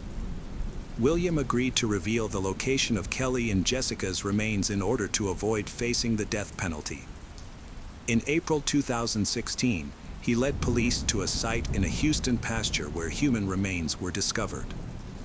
After several days of excavation, the Harris County Medical Examiner's Office confirmed that the remains belonged to Jessica Kane. The search then shifted to a separate burial site in Brazoria County, where another set of remains were found. Using dental records, police identified the remains as those of Kelly Cox. The trial for the murder of Tiffany Johnston took place in May 2021 in Oklahoma County District Court. A jury found William Lewis Reese guilty on May 28, 2021. The judge then sentenced William to death on August 19, 2021, for the kidnapping and murder of Tiffany. After his conviction, William was extradited to Texas in March 2022 to stand trial for the murders of Laura Smither, Kelly Cox, and Jessica Kane. William pleaded guilty to all three murders and was sentenced to life in prison in June 2022. The case of Brandon Duran. Brandon Duran was born in 1980 in San Diego, California. Brandon's father was a motorcycle enthusiast and a former member of the Bandidos Motorcycle Club, which the FBI considers to be the second largest criminal organization in the world after the Hells Angels. Brandon's parents divorced when he was around 10 years old, but they remained on good terms and shared the responsibility of raising their son. Growing up, Brandon developed a passion for motorcycles similar to his father's. At the age of 25, he had his own motorcycle, which he built himself and cherished greatly. Brandon's life took a difficult turn in April 2005 when his father passed away suddenly. In order to cope with his growing depression, Brandon felt the need for a change. He embarked on a new adventure by traveling to Las Vegas on his motorcycle. Living in Vegas for about a year, he met Amber Andrews, a 24-year-old woman who helped him forget all his problems. A whirlwind romance between them led to marriage 2 months after they met. At this time, Amber was pregnant, and in December 2006, she gave birth to Brandon's son, Brando. The birth of a child marked an important turning point in Brandon's life. He became a caring, responsible father and husband, prioritizing family over personal interests and pursuing a well-paid job. In contrast, Amber's life remained unchanged. She continued to prioritize her social life, regularly attending biker gatherings and parties, seemingly unaffected by the arrival of the child. As a result, the relationship between Brandon and Amber began to deteriorate rapidly, often leading to heated arguments. The breakdown of their relationship eventually culminated in a divorce 4 years after their wedding. Brandon was granted full custody of their son, largely due to his ability to provide a stable life for himself and his son, a prospect that Amber could not provide. After the divorce was finalized in 2010, Amber returned to her hometown of Meeker, Oklahoma, while Brandon returned to San Diego with their son. Brandon was happy to be reunited with his family, who had helped him raise his son. Gradually, the emotional wounds from the broken marriage began to heal, and Brandon was optimistic about the future again. However, in the summer of 2012, he saw Amber at his doorstep. His ex-wife wanted to reunite, asking him to give their relationship another chance. The emotions that Brandon had tried to suppress resurfaced. He believed in his ex-wife's sincerity and agreed to start over. Their son, Brando, was getting ready to start kindergarten, and Amber asked the three of them to go to Oklahoma to visit her parents, who wanted to meet their grandson. Brandon agreed, and they began preparing for the trip, planning to stay in Oklahoma for about a week. A few days before Brandon, Amber, and their son returned to San Diego, Van Emblom contacted the Oklahoma State Bureau of Investigation. Emblom reported that his friend had asked for help removing a body, saying it was that of Brandon Duran. The person who asked Emblom for help was Justin Hammer, 30, of Garvin County. The Oklahoma State Bureau of Investigation contacted the local sheriff's office about a potential crime, which prompted the sheriff and his assistant to go to the farm owned by Justin.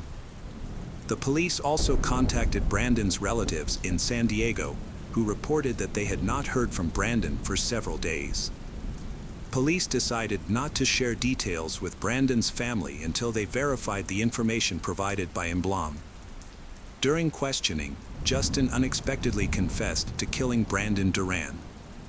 However, Justin claimed he acted in self-defense, describing Brandon as a fearsome biker gang member who had threatened him.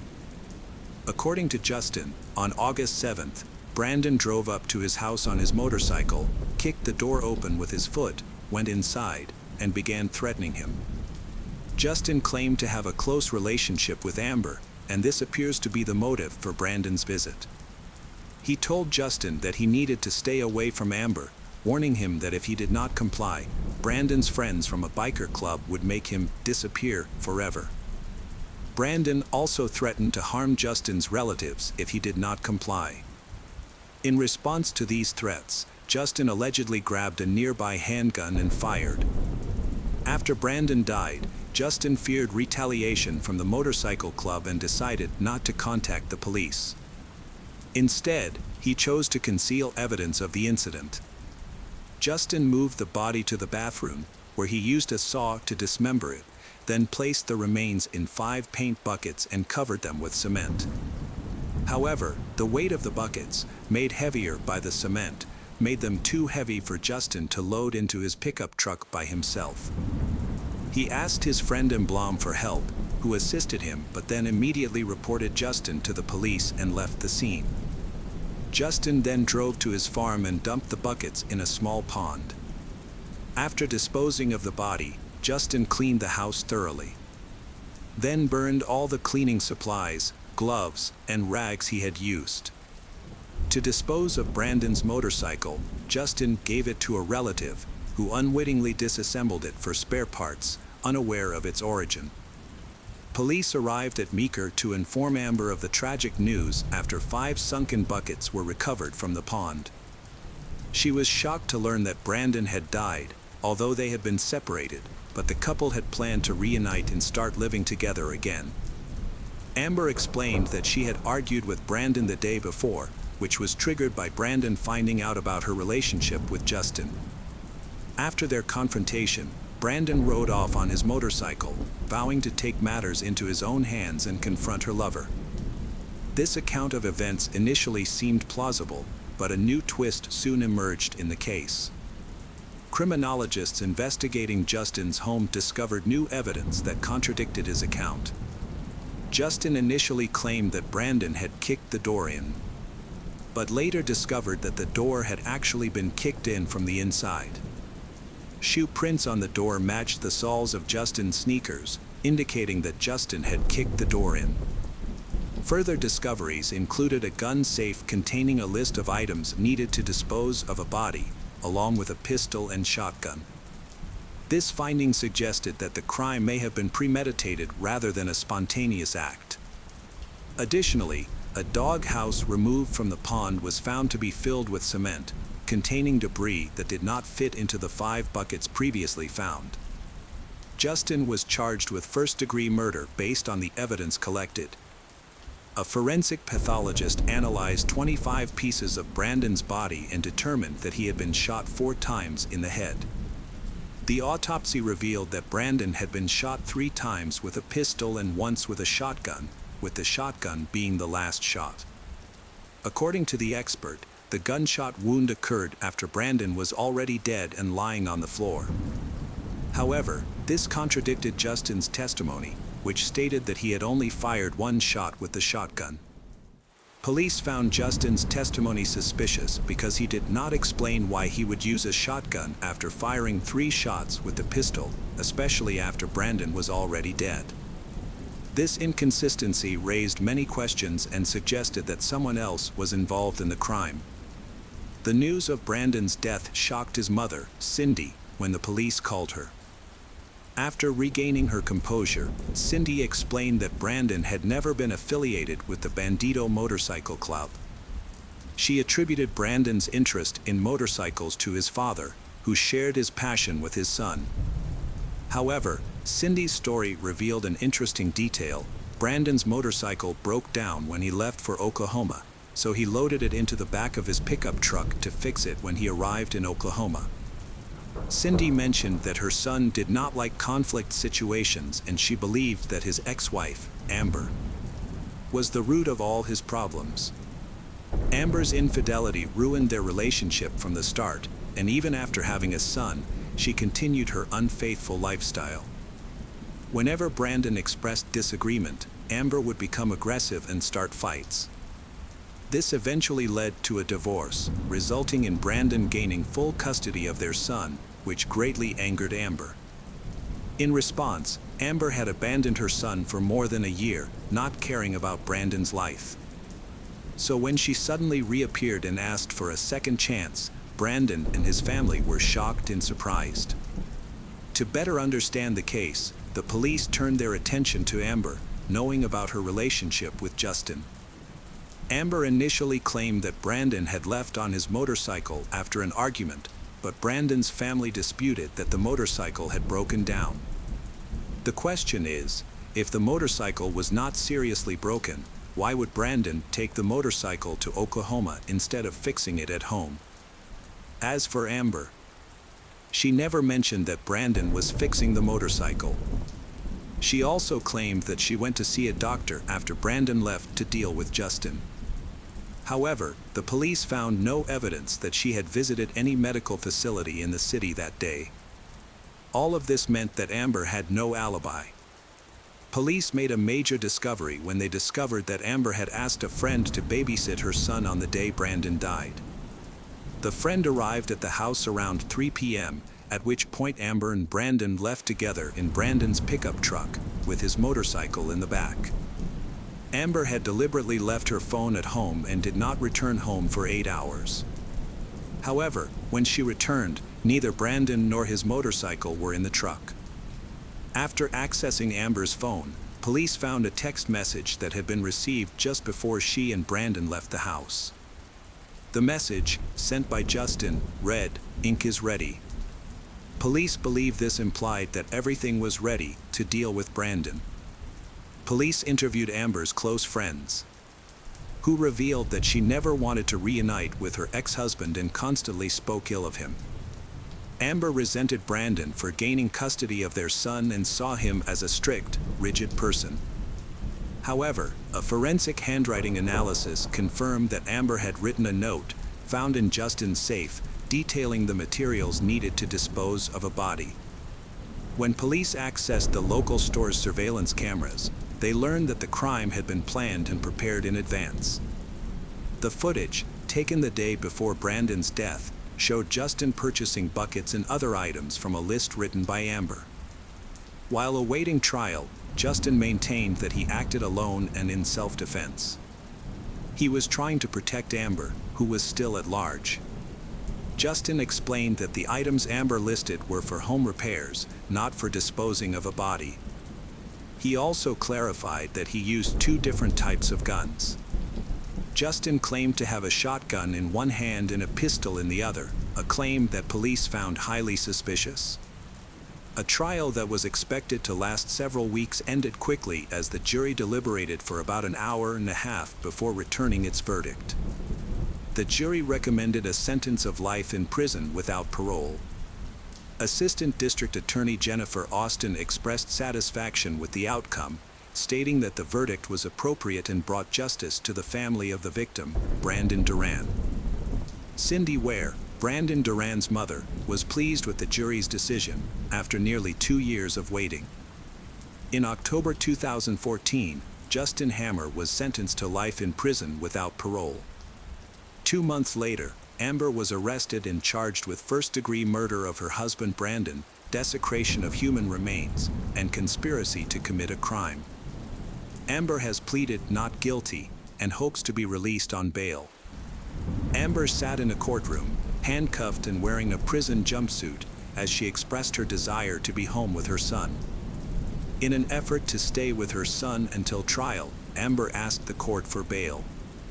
However, District Judge Jeff Virgin, who traveled from Norman to preside over the jury trial, agreed to the prosecution's request to deny Amber bail. The trial began in the spring of 2017, more than 2 years after the crime. Amber Andrews pleaded not guilty, her attorney arguing that she was not present at the scene of the crime. However, prosecutors Christy Miller and Jennifer Austin argued that Amber had the sole motive to kill Brandon Duran. Prosecutor Christy said Amber masterminded the crime by luring Brandon to her lover's house, where he was shot 3 times with a pistol by Justin. Amber then allegedly fired the final shot from a shotgun. Christy stressed to the jury that all of the witness testimony and evidence presented at trial implicated Amber directly in the crime. Christy said the only person who wanted him gone was her. The only person with a motive was Amber Andrews. The only person with a reason for him to go away was her. Amber needed Brandon not only dead but gone without a trace. She had a clear motive, and her boyfriend, Justin, had a location where they could commit the crime. They believed they had come up with the perfect plan. According to Christy, the motive was for Amber to get rid of Brandon, allowing her to regain custody of their young son. Amber was away for 8 hours the day Brandon died, and there was no concrete evidence to support her alibi. Prosecutor Christy claimed that Amber helped Justin dispose of the body and clean up the house. She did not want to give her son to a man she hated, and since she could not win custody through the courts, she decided to get rid of Brandon.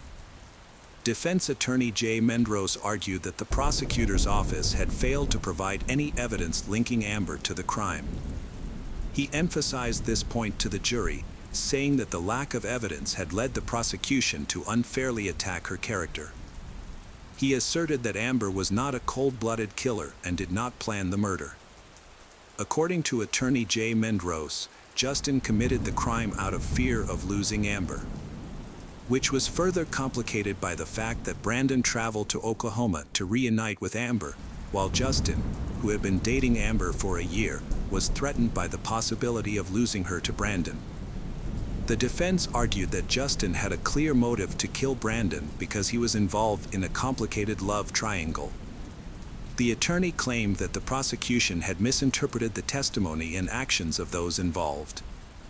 The defense asserted that a person cannot be convicted on the basis of speculation and suspicion. In this case, the only concrete evidence was Justin Hammer's confession, in which he accepted full responsibility and claimed he acted alone. The jury returned a guilty verdict after hearing more than 4 hours of closing arguments in the Garvin County Courthouse. They recommended a life sentence for Amber Andrews, 35. Sentencing was set for June 12, 2017. On the day of the trial, Amber Andrews appeared in a cheerful mood.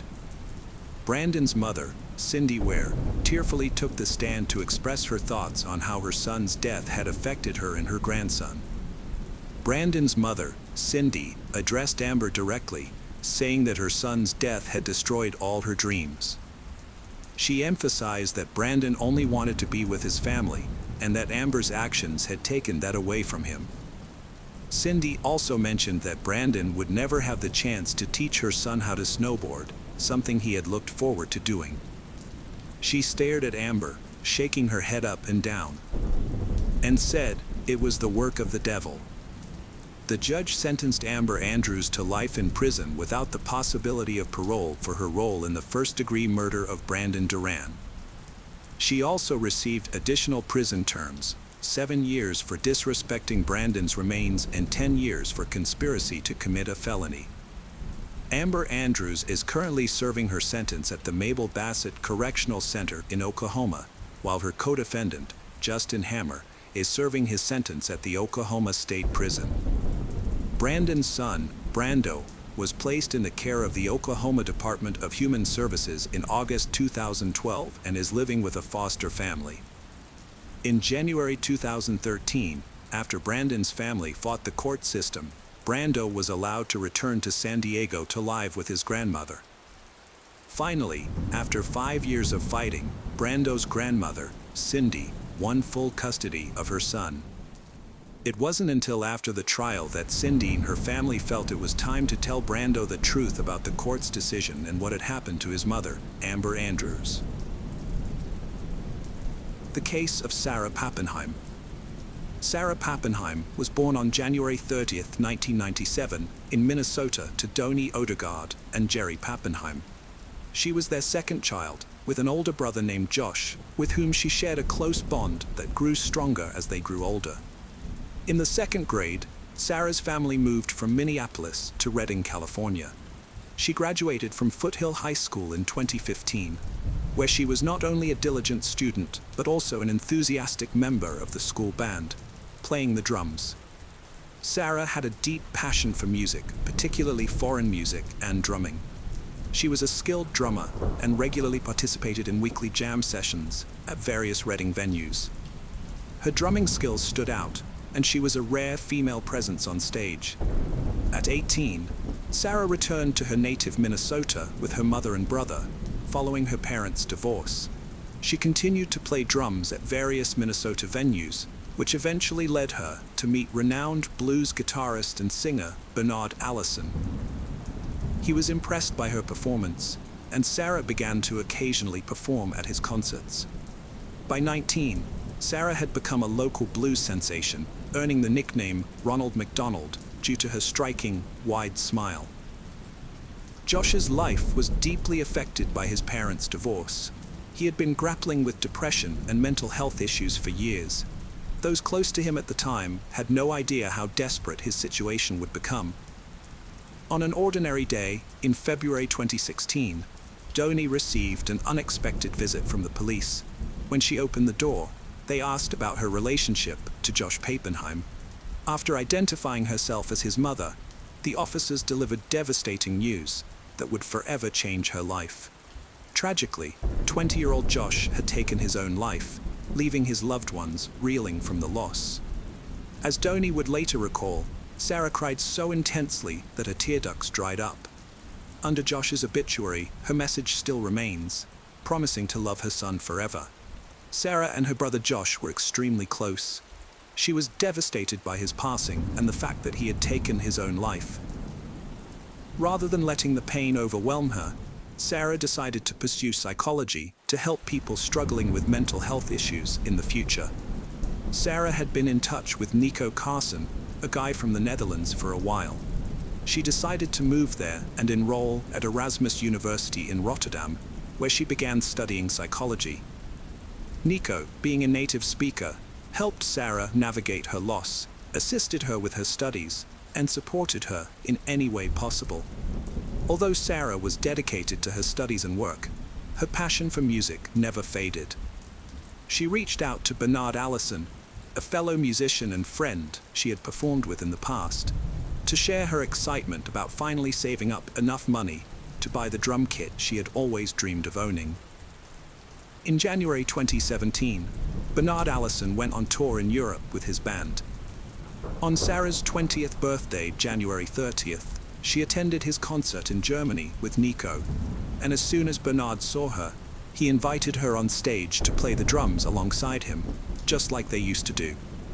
Sarah lived in a third-floor apartment in a complex just a mile from the university in Rotterdam. As 2018 drew to a close, she was looking forward to spending Christmas back home in the United States.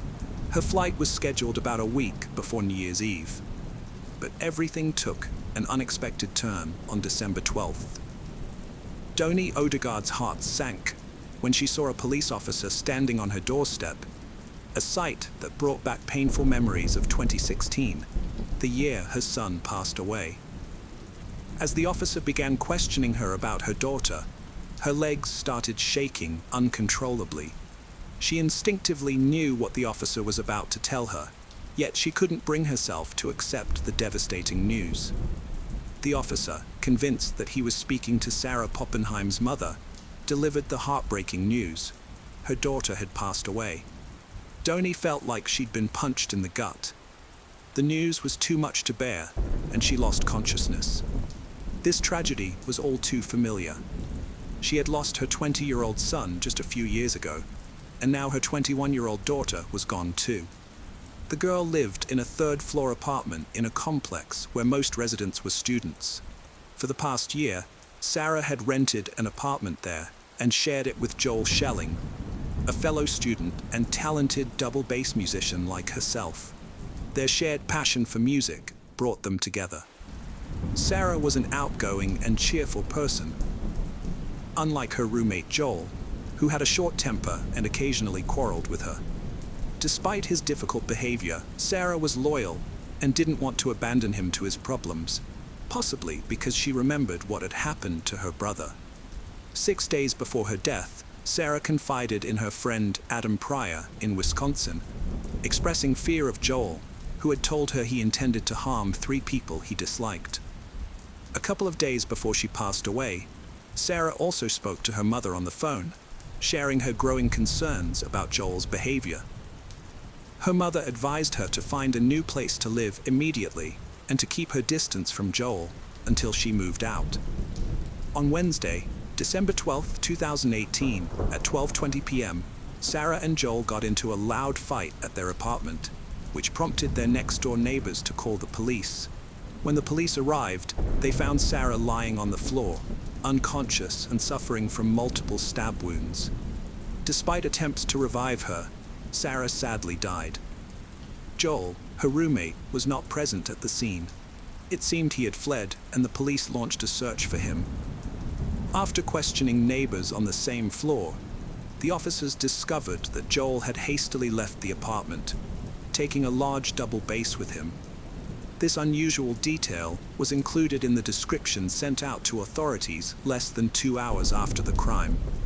The police eventually tracked down 23-year-old Joel Schelling at Eindhoven train station, about 60 miles from Rotterdam. As it turned out, Joel was heading to visit his parents, who lived in Eindhoven. During the train ride, he called his mother and confessed to killing Sarah. The judge ordered Schelling to be held for 14 days to determine if he suffered from mental health issues. An autopsy revealed that Sarah's body had 27 stab wounds, including several in her neck, abdomen, and back. 2 days after Sarah's death, Doni Odegaard traveled to the Netherlands to arrange for her daughter's body to be returned to their home country. This required raising $40,000, which the family was able to do with the help of supportive individuals. Doni's first priority was to discover if Sarah had reported to the police that her roommate was planning to attack 3 people. It turned out that Sarah had not contacted the authorities. However, she had reached out to social workers who assist people with psychological difficulties. These social workers visited Schelling and found him to be calm, straightforward, and coherent in his answers, giving them the impression that he was normal. The next day, Sarah had to contact social services again. This was because Schelling, in a rage, started hitting himself with a hammer and threatened to harm several people soon. Sarah was worried that Joel would discover she had reported him to the authorities. However, the social worker didn't have time to respond to Sarah's second request because she had already died. Schelling was accused of causing Sarah Poppenheim's death. He admitted his guilt, but claimed he didn't recall taking her life. He remembered the fight, but when he came to, he was already in the shower, cleaning himself. The trial began in March 2019. Sarah's mother, Doni Odegaard, attended every hearing, relying on an interpreter to understand the proceedings. During the trial, Schelling claimed he suffered from delirium and heard voices in his head. When the judge asked Schelling if the voices in his head had told him to fight Sarah, he said he didn't know and couldn't recall. He also claimed he didn't remember what sparked the fight between them. Before the verdict was announced in December 2019, medical experts testified that Schelling suffered from multiple mental health disorders and required long-term treatment. However, they concluded that he was still responsible for taking Sarah Poppenheim's life. The experts reasoned that Schelling remembered the start of the fight and physically struggling with Sarah, and he had the ability to choose whether to stop or grab the knife. He chose the latter and therefore should be punished. The prosecutor requested a 10-year prison sentence for Schelling, but the Rotterdam judge sentenced him to 6 years in prison, followed by involuntary commitment to a psychiatric hospital. The court explained that it rejected the prosecutor's 10-year sentence request due to Schelling's youth and his significantly impaired mental state at the time of the crime. As a result, Schelling cannot be fully held accountable for the proven facts of the case. The court has stated that, due to the seriousness and unpredictability of the crime, as well as the suspect's severe psychological disorders, there is a high likelihood of him committing another violent crime.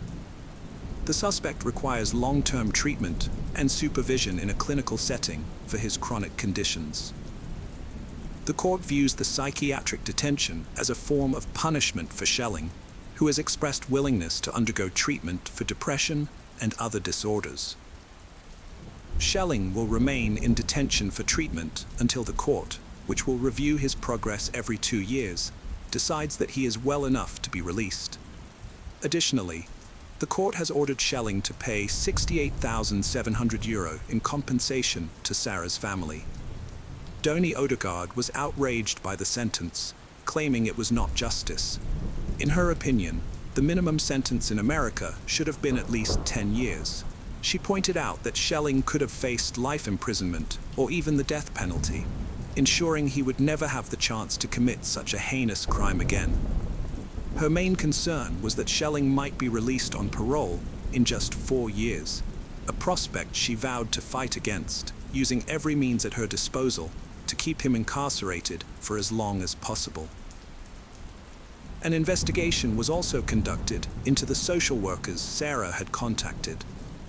The conclusion was that they were not culpable, as they lacked the necessary expertise to identify the disorders Schelling was subsequently diagnosed with. The case of Melissa Caddick. Melissa Louise was born on April 21, 1971, to Barbara and Ted Grimley. Her father working for an insurance company and her mother working as a physiotherapist. Melissa's family was middle class and her parents were active in the Lions Club. Melissa was a quiet child who had difficulty studying but later developed an interest in fashion at an early age. After completing high school, she went on to study secretarial and business studies at Patrick's College in Sydney. Melissa initially worked as an administrator in the investment sector of the National Road Association. She had always been interested in finance. In 1992, after a stressful week, Melissa went out to unwind and have a drink. She ended up meeting a charming man at the bar, and they struck up a conversation. However, it became apparent that the man had ill intentions. He maxed out Melissa's credit cards and stole several valuable items from her home. When Melissa finally realized what had happened, she lost all her money. This experience taught her a big lesson. Sharing financial information and putting trust in wrong people can have serious consequences. Unfortunately, Melissa would later apply this lesson to exploit others rather than protect them. In 1998, Melissa accepted an office administrator position at an investment bank's Sydney branch. Her responsibilities included managing large sums of money. Although Melissa had previously experienced the bitterness of being cheated out of money by her ex-boyfriend, but she proved that she was no different from him. 6 months into her role, it was discovered that Melissa had falsified the manager's signature to embezzle $22,000 from the company. When the corporate headquarters became aware of her misconduct, she was allowed to resign voluntarily to avoid police involvement. Furthermore, they did not ask Melissa to return the money she had embezzled, as they considered the amount too small to make a big deal out of it. After a rough breakup with her ex-boyfriend, Melissa decides to focus on rebuilding her personal life. In April 2000, she married a British man named Tony Caddick. Melissa also takes time to lose weight and stay in shape, and she hired a personal trainer to teach her. And he introduced her to various clients. Include was a financial advisor who managed a currency and finance firm. He was looking for a new office manager, and Melissa saw an opportunity to excel. As their friendship grew, he offered her the role, and Melissa quickly proved herself in her new position. She was diligent and careful, making informed decisions about which risks to take and which to avoid. By 2002, Melissa had sufficient funds to invest $750,000 in the firm, gaining 25% ownership. Her success led to her being featured on the cover of Independent Financial Advisor magazine. Melissa warned investors in the magazine to be cautious of scams and financial pyramids. She advised them to thoroughly check the qualifications and ethics of their financial advisors before making any decisions. However, a year later, Melissa experienced a change of heart and sought to expand her own investments into real estate and the stock market. Melissa's employer had strict policies and refused to support her ambitions, leading to a significant disagreement. As a result, she left the company in 2004, regaining her $750,000 investment. This sudden change prompted Melissa and her husband, Tony, to move to England, a place he was familiar with before their move to Australia. By the summer of 2006, Melissa and Tony had established a comfortable lifestyle in Essex, a picturesque area northeast of London, thanks to Melissa's previous financial success. During this time, Tony qualified as a lawyer, landed a high-profile job. Then they welcomed the birth of their son, marking a joyful milestone in their life together. Melissa struggled with feelings of emptiness, despite significant life changes, such as having children and moving to a new country. With Tony often traveling long hours between Essex and London for work, Melissa often felt lonely at home. Rather than finding a job to fill the void, instead, she became distracted and eventually began an affair with a charming and attractive man named Anthony Khalidi, who happened to be her hairdresser from Sydney. Tony eventually discovered her infidelity a few months later. Melissa secretly spent large sums of money on trips to European cities with her lover, pretending to attend financial conferences to keep up with the latest industry developments. When her husband, Tony, discovered this and confronted her, Melissa became angry and blamed him for her actions, saying he was the reason she had an affair. The argument became so heated that Tony left their home to stay with his parents, temporarily removing himself from Melissa to reduce tension. When he returned a few days later, he found that Melissa had taken their child, most of their possessions, and all their shared savings, selling their furniture and clothes before fleeing to her hometown in Sydney with their son.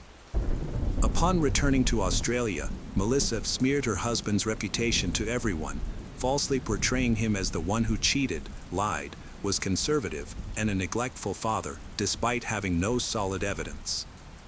She quickly reunited with her new partner, Anthony, after her return to Australia in January 2012. Melissa also took control of their property in England and sold it for a significant $1.3 million. Melissa spent the funds on a life of luxury, moving into a large home with 5 bedrooms and 5 bathrooms in Rose Bay. This is where she began operating a financial pyramid scheme. Throughout her life, Melissa had ambitions of achieving wealth. However, her financial transactions frequently resulted in unfavorable outcomes. Melissa's ex-boyfriend's deception gave her experience, which was to teach her the importance of gaining people's trust in order to manipulate their money. She applied this lesson to her own deceitful practices, including forging signatures on checks, ultimately leaving her husband financially ruined. Melissa was ruthless in using others to get rich. She quickly became bored with her routine and thought about how to achieve her goals. A big plan started to form in her mind. This idea wasn't new to her. She had thought about it for a long time but hadn't acted on it until now. By this point, Melissa had already made a lot of money, but she wasn't satisfied and didn't want to stop. She thought it was too easy to just make money from a few people. Instead, Melissa designed a clever strategy to appeal to a large group of people join and increase her wealth. In 2012, Melissa began her complex scam by presenting herself as a financial advisor to her friends, family, and acquaintances. She misled her investors by promising unusually high returns on their investments, despite she not having the qualifications or expertise. Once she received their money, Melissa created fake trading account screenshots and sent fabricated monthly reports showing gains of 10, 20, or 30% via email. Melissa's fake successes improved investors' confidence in her. As a result, they invested more money or recommended her to others. Her bank account quickly grew from thousands to millions as she tricked many people, including friends, former co-workers, her personal trainer, relatives, and even her own parents, into giving her their money. With the ill-gotten money she had earned, Melissa's spending became extremely lavish and wasteful. She bought luxury cars, expensive clothing, art, and jewelry, creating a false image of wealth. All of these are from people who have been fooled by her, who had no idea they were financing her lavish lifestyle.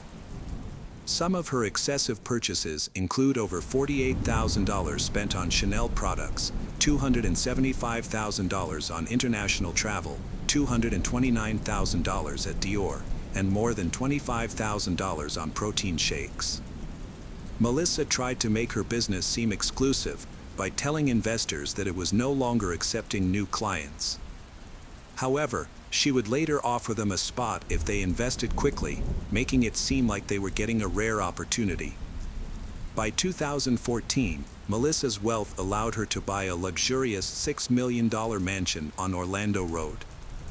The mansion had stunning views of the Sydney Harbor Bridge and featured spacious living areas, a swimming pool, and a large dining room with a panoramic view of the city. In 2016, Melissa gave her husband Anthony a $390,000 Audi R8 as a gift. The car's license plate was customized to represent his music label. Anthony was a musician and part-time DJ. Additionally, Melissa herself owns several expensive cars. Melissa has taken 25 international trips since 2009, visiting places like the ski resorts of Aspen and secluded islands in the South Pacific. However, Melissa's financial situation is complex. Melissa's parents sold the family home in southern Sydney and gave her the money to buy a penthouse in Edgecliff, but on the condition that they could live there for life. However, the penthouse was not jointly owned and was in Melissa's name only. Instead of using the funds to cover the penthouse expenses, she diverted the money for personal spending. One such purchase was a $590,000 diamond. Melissa made her fortune dishonestly and spent millions each year indulging in her extravagant lifestyle. She treated herself to stays at luxury resorts, traveled by private jet, and spared no expense in acquiring whatever she desired.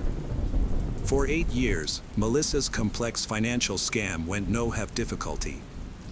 She ran a Ponzi scheme, using money from new investors to pay returns to those who invested earlier. Her deceitful actions ultimately earned her around 30 million Australian dollars. Melissa was aware that her actions couldn't last forever, but she chose to ignore this reality. Her fraudulent plan started to unravel in 2019 when the Australian Securities and Investments Commission, ASIC, received a tip that Melissa was working as a financial advisor without the required license.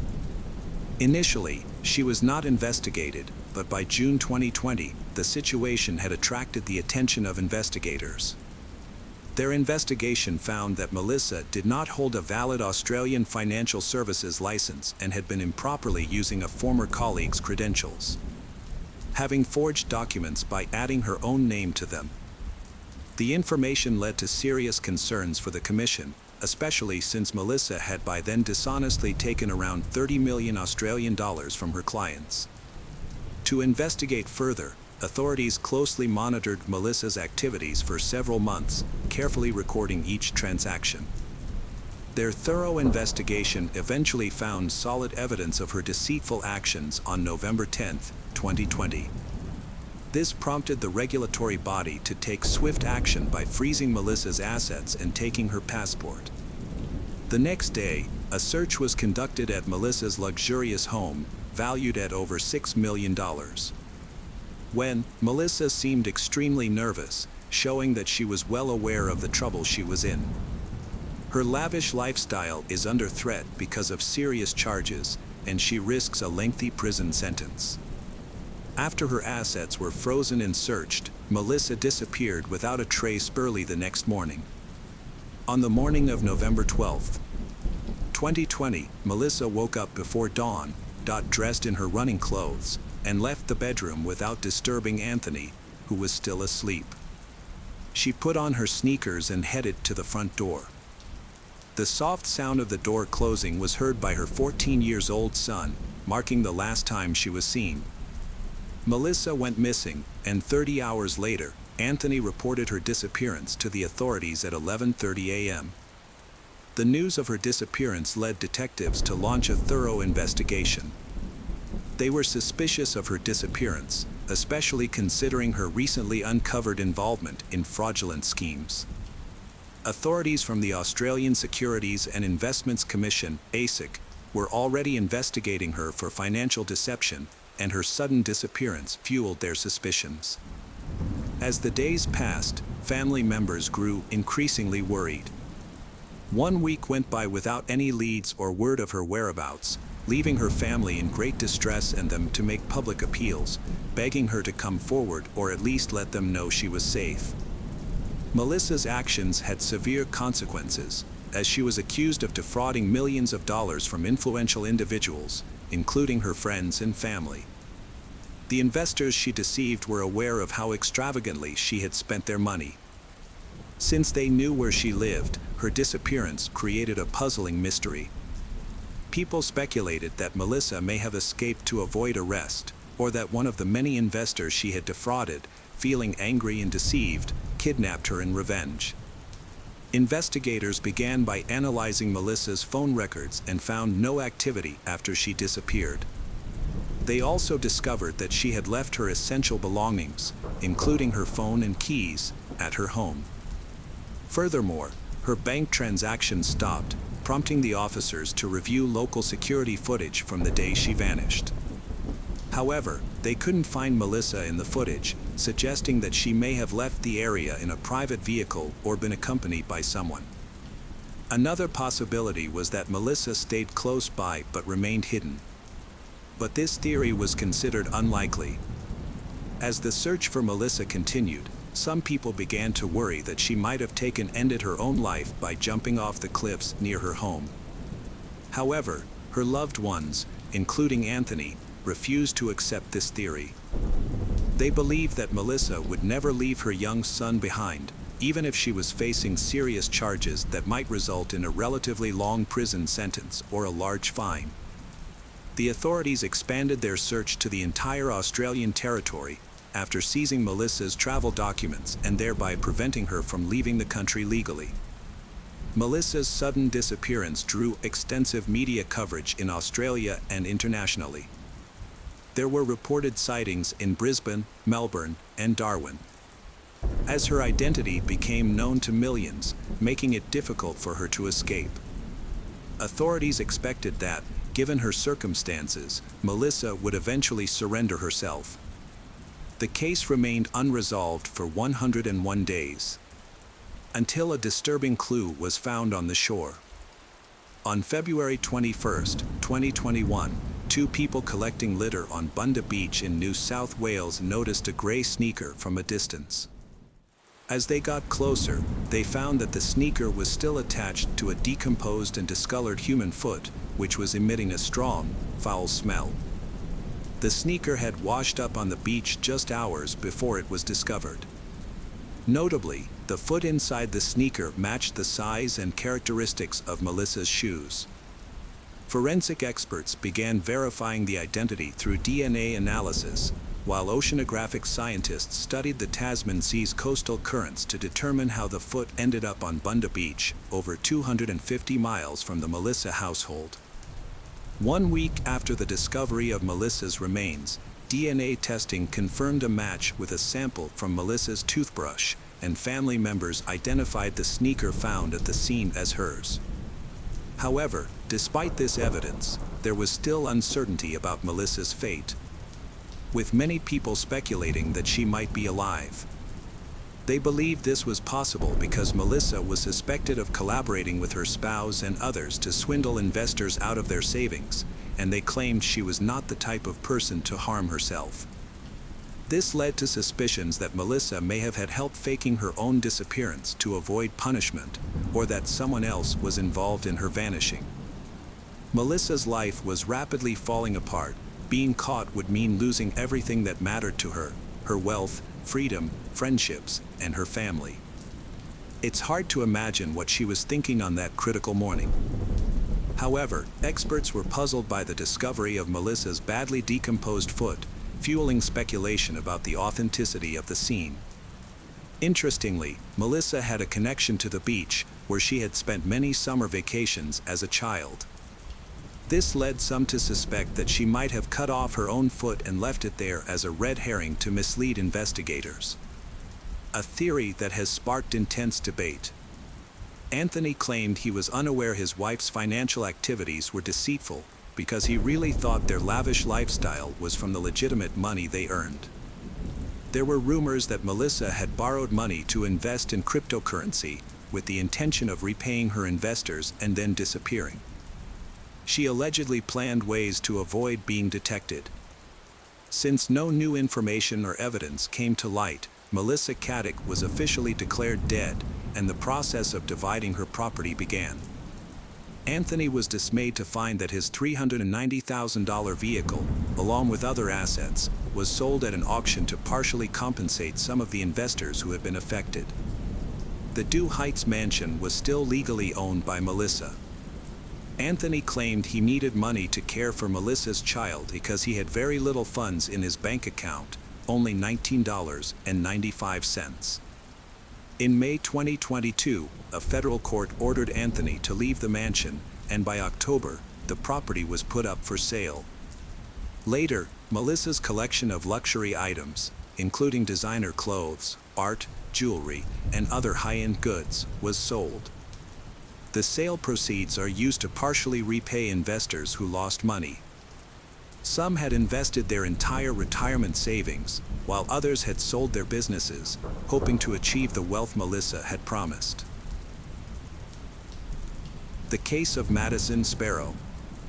Madison Elizabeth Sparrow was born on September 12, 2003, in Norfolk, Virginia, to Heather Sparrow Murphy and Richard Prestige. She has two older sisters, Molly and Wendelin. Wendelin, born in 1999 in Durango, Colorado, is from Richard's previous relationship. The family eventually settled in Newark, Delaware. Madison's younger sister, Molly, was born on October 5, 2010, and the two sisters became close. As the oldest, Madison has a natural talent for taking care of children and takes her role seriously. She enjoys spending time with her cousins, often performing comedic acts and making people laugh. Her bubbly spirit and cheerful demeanor make her a joy to be around. However, her father says she also has a more introverted side, often becoming pensive and lost in thought. From a young age, Madison demonstrated wisdom beyond her years, carefully observing situations before reacting. Friends and family appreciated Madison's loyalty and caring nature, often seeking comfort in her warm embrace. Madison had a passion for learning and exploring new experiences. This curiosity led her to join the Girl Scouts, a global organization empowering girls to develop life skills. When Madison joined the Girl Scouts at age 9, she took on the role of troop leader. Over nearly 10 years with the Girl Scouts, Madison earned numerous badges for her outstanding achievements and built lasting friendships. As she grew older, Madison's connection to the principles of Girl Scouting deepened. She volunteered to help her sister Molly's troop and remains dedicated to helping others and upholding the values of the organization. Madison frequently parties with her friends, engaging in activities like movie nights, makeup, manicures, and pedicures. Although she stays up late, she often sleeps in until 2 p.m. the next day. Before finishing elementary school, Madison befriended Anuka Stalinsky, a classmate born on July 9, 2003, in Newark. Madison and Anuka quickly became close friends. As they moved on to middle school, they expanded their circle and met Noah Sharp, a Newark native born on August 23, 2001. Noah, Madison, and Anuka often spent time together, enjoying activities like eating ice cream or going for walks around town. Noah and Madison gradually developed feelings for each other, leading to a romantic relationship. Their teenage romance blossomed quickly, and they fell deeply in love. However, their relationship took an unexpected turn in early 2020, about a year after they started dating. Madison decided to end the relationship, leaving Noah confused, as she did not give any clear reason for the breakup. After their amicable breakup, Noah remains heartbroken but finds emotional comfort in Anuka, who becomes a trusted companion. Noah and Anuka begin spending more time together and text each other daily. Despite still being sad, Noah starts dating Anuka. However, he maintains a relationship with his ex-girlfriend, Madison, and even visits her on her 17th birthday with a gift. During the visit, Madison's mother notices Noah's lingering emotional pain. Meanwhile, Anuka discovers Noah's encounter with Madison and becomes jealous. Noah's lingering resentment towards Madison turns into anger, and he wants to hurt her for not sharing his pain. Overcome with jealousy and hatred, Anuka and Noah devise a plan to harm Madison.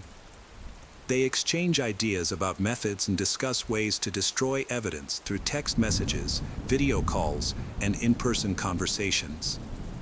Their conversations reveal a disturbing intent to cause Madison suffering. Anuka and Noah consider several methods, including stabbing Madison in the heart with a knife. They also consider using a handgun or blunt object to inflict fatal injuries. However, they decide against using a handgun because of the loud noise it would make. Although Noah is unsure, they ultimately decide to use a blunt object. During their discussions, they calculate the number of bricks they would need to weigh down Madison's body if they decided to dump her in a body of water. When they have doubts about this plan, they also consider burying Madison. Since Noah is used to digging and knows where to find a shovel, this seems like a viable option. They eventually come up with a plan that they think can't fail. Madison loves Halloween and ice cream. She eagerly looks forward to celebrating her favorite holiday every year. Anuka knows Madison loves Halloween and ice cream and uses this to her advantage. On Friday, October 2, 2020, Anuka calls Madison and invites her to spend the day together, using the excuse of going to buy ice cream to lure Madison into their trap. Madison quickly agrees to meet, as she has not talked to her friend for a long time. She also wants to buy a birthday present for Molly, whose birthday is in 3 days.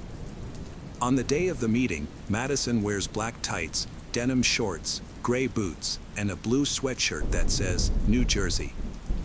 She adds a unique touch to her outfit with a pair of white ghost earrings that she has just bought for Halloween.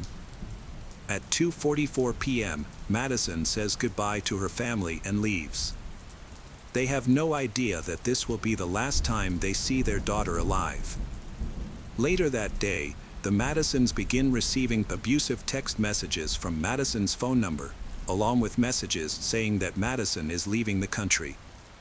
Believing it to be a prank, her father, Heather, responds with well wishes and jokes that Madison has forgotten her passport, which is in a safe.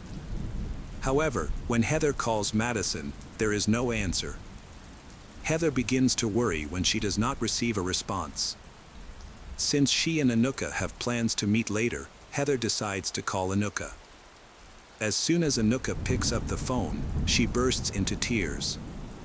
Anuka explains to Heather that Madison had an abusive conversation with her, then Madison got out of the car near a store.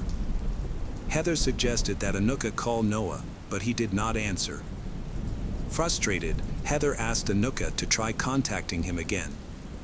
Eventually, the three of them talked, but they did not get any information. So Heather decided to return home. On the way home, Heather received several messages from Madison's friends. These friends also received strange messages and wanted to know what was going on. When she got home, Heather searched for any clues but found no sign that Madison had left voluntarily.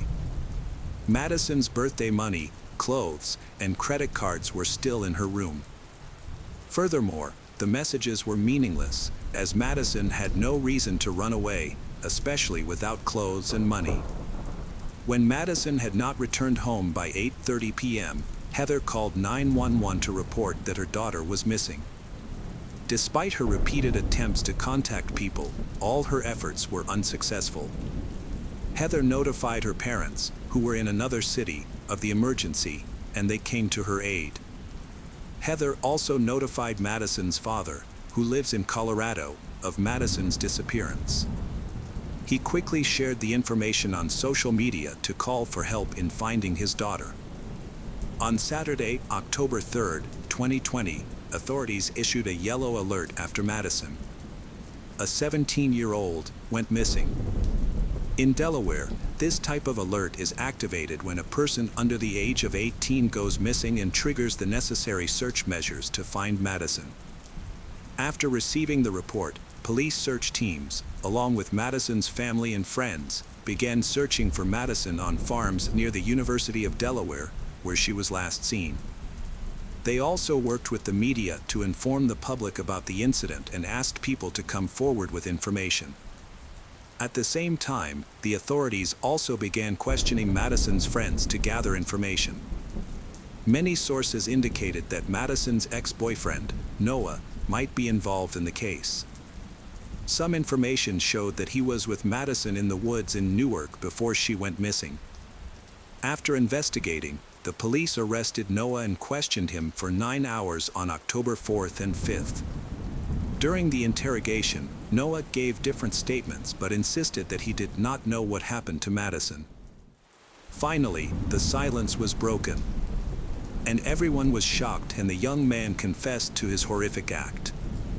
He claimed that he had killed the girl and that Anuka was an accomplice. When reporting to the police, Noah said that Anuka was jealous of Madison's relationship with him. He shared that he was deeply hurt after breaking up with Madison and that it made him lose control. According to Noah, Anuka took Madison to the woods behind the elementary school. Noah hid behind a bush and attacked Madison with an aluminum baseball bat. Madison was not expecting this and was happy to spend time with her friend. Noah said he hit Madison twice in the head, and the second hit caused him to lose control and use a lot of force. He then continued to strike her body several more times. After the attack, Noah and Anuka moved Madison's body in Anuka's car to a location under a bridge near the intersection of I-95 and the Delaware state line, about 15 minutes from the crime scene and near a warehouse. Upon arriving at the scene, Noah and Anuka attempted to push the body into the river but were unsuccessful.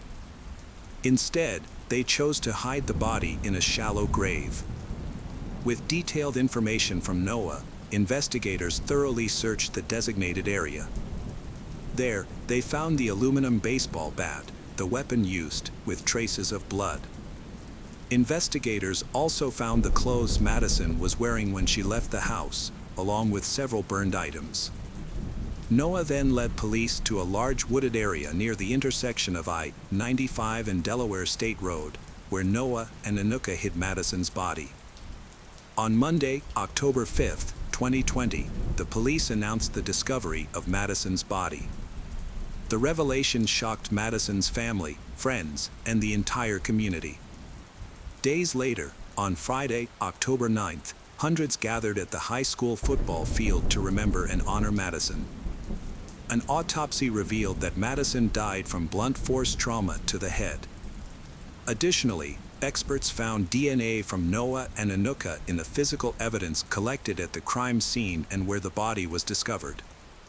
Noah faces charges of first-degree murder, possession of a deadly weapon during the commission of a crime, and first-degree conspiracy.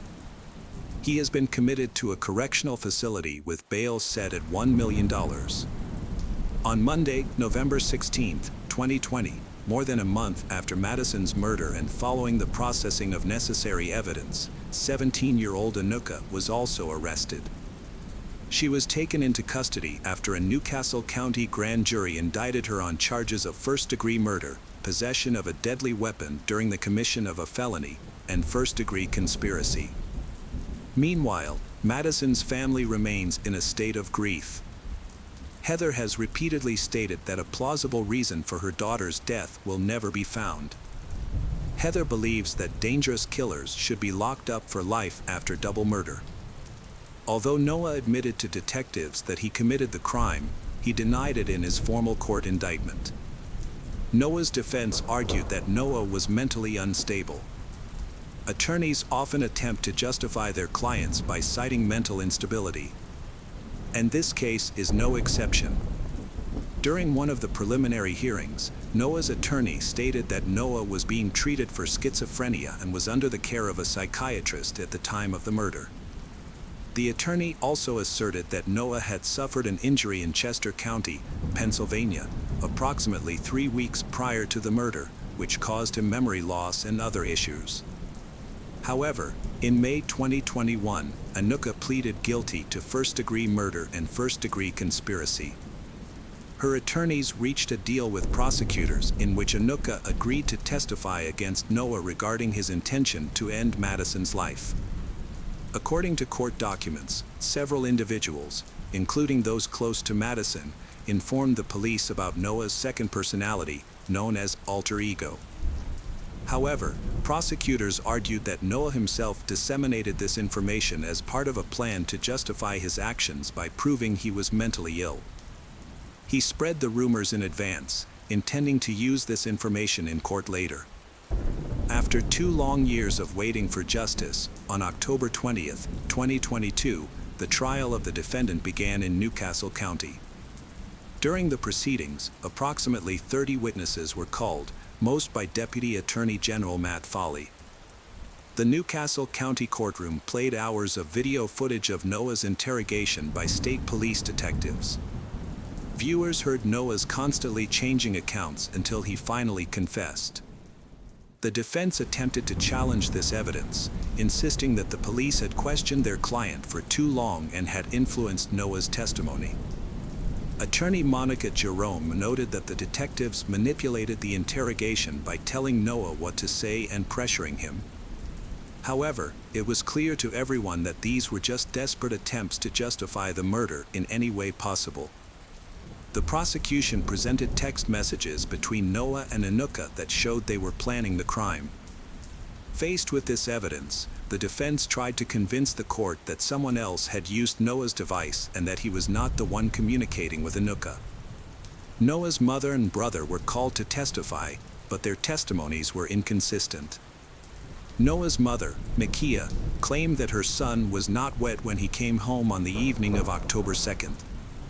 In contrast, his brother David said that Noah was soaked and looked like he had been in a swamp. Nikia later said that when Noah came home, Anuka came in calmly, but David described Anuka as angrily slamming the door. Prosecutor Matt Foley asked Nikia if she had discussed the evidence against Noah with him, and she said no. However, the prosecutor played a recording of a phone call between Noah and his mother from a month before the trial. During the conversation, they discussed surveillance camera evidence from the elementary school. Noah told his mother that his face was not shown in the video, although he and Anuka had been near the school about an hour before Madison was killed. She reacted with relief when the video was released, showing an African-American man of Noah's height and build, holding a baseball bat and walking into the woods with a girl. The defense also questioned the defendant's relatives about the head injury he allegedly suffered on September 13, 2020, and an unconfirmed fall from a bicycle accident hours before he was questioned by police on October 4th. Noah's attorney argued that these injuries could have caused dissociative amnesia in order to justify the statements he made to police. In response, the prosecutor questioned whether the injuries were part of a plot to kill Madison, something the defense contested with some uncertainty. Anuka affirmed all of the prosecution's arguments during the 3-hour trial. During her testimony, she calmly explained that Noah had convinced her that Madison had talked behind her back, although Madison's friends and family were adamant that Madison had never done so. After 8 days of trial and more than 250 pieces of evidence presented by the prosecutor, the jury took just 3 hours to reach a verdict. Noah Sharp was found guilty on all counts, including first-degree murder, and sentenced to life in prison without the possibility of parole. When the jury's verdict was announced, Noah and his mother showed no emotion. Noah simply turned to smile at his mother. Madison's family cried tears of relief before leaving the courtroom. Heather, Madison's mother, echoed her daughter's words, "Choose the light, not the dark. Love conquers all." She also expressed gratitude to her friends and family. "This has been a 2-year process, and we couldn't have done it without their continued love and support. We also want to thank everyone, especially Newark Charter School, the Board of Trustees, and families who have supported the Love Wins 5K over the past 2 years, as well as the Madison Sparrow Memorial Scholarship to support future educators." Regarding Anuka, when Noah was found guilty, prosecutors said that under Delaware law, she faced life in prison with the possibility of parole after 30 years because she was a minor at the time of the crime. The case of Kira Steger. Kira Steger was born on November 19, 1982, in Des Plaines, Illinois. She was the daughter of Marcy and Jay Kira, who described her as a bubbly, dedicated, and sweet person. Kira worked at the Mall of America, where she held positions at 2 stores, Wet Seal and, most recently, Delia's. Her co-workers were not only her best friends but also her family. She had a unique ability to see strengths in others that they had not yet seen. Kira had planned a bright and peaceful future. Unfortunately, her dreams came to an abrupt end when Kira mysteriously disappeared. On Thursday, February 21, 2013, Kira had a shift. Her co-workers said she was feeling well and had plans to go out to dinner at a fancy restaurant with her husband, Jeffrey Trevino, after work. Kira and Jeffrey met 3 years ago and quickly fell in love. Kira and Jeffrey began a romantic relationship and eventually married, forming a happy and stable couple. Although they sometimes disagreed, they resolved everything in private, without letting anyone know about these disagreements. 2 days later, on Saturday, February 23rd, when Kira failed to show up for work, her co-workers became concerned because this was unlike her. Kira was always punctual, strict with herself and others, never late, and always kept to a schedule. When Kira could not be reached, her co-workers called Jeffrey, but he did not know where his wife was. Jeffrey said that Kira had left home the morning before and had not returned. He was not too worried because Kira had a habit of occasionally being absent for a day or two, often staying overnight at friends' or relatives' houses without notice. However, the bad weather with heavy snow that day may have worried him. Jeffrey thought that something might have happened to her on the road. Perhaps her car broke down, and her cell phone ran out of battery.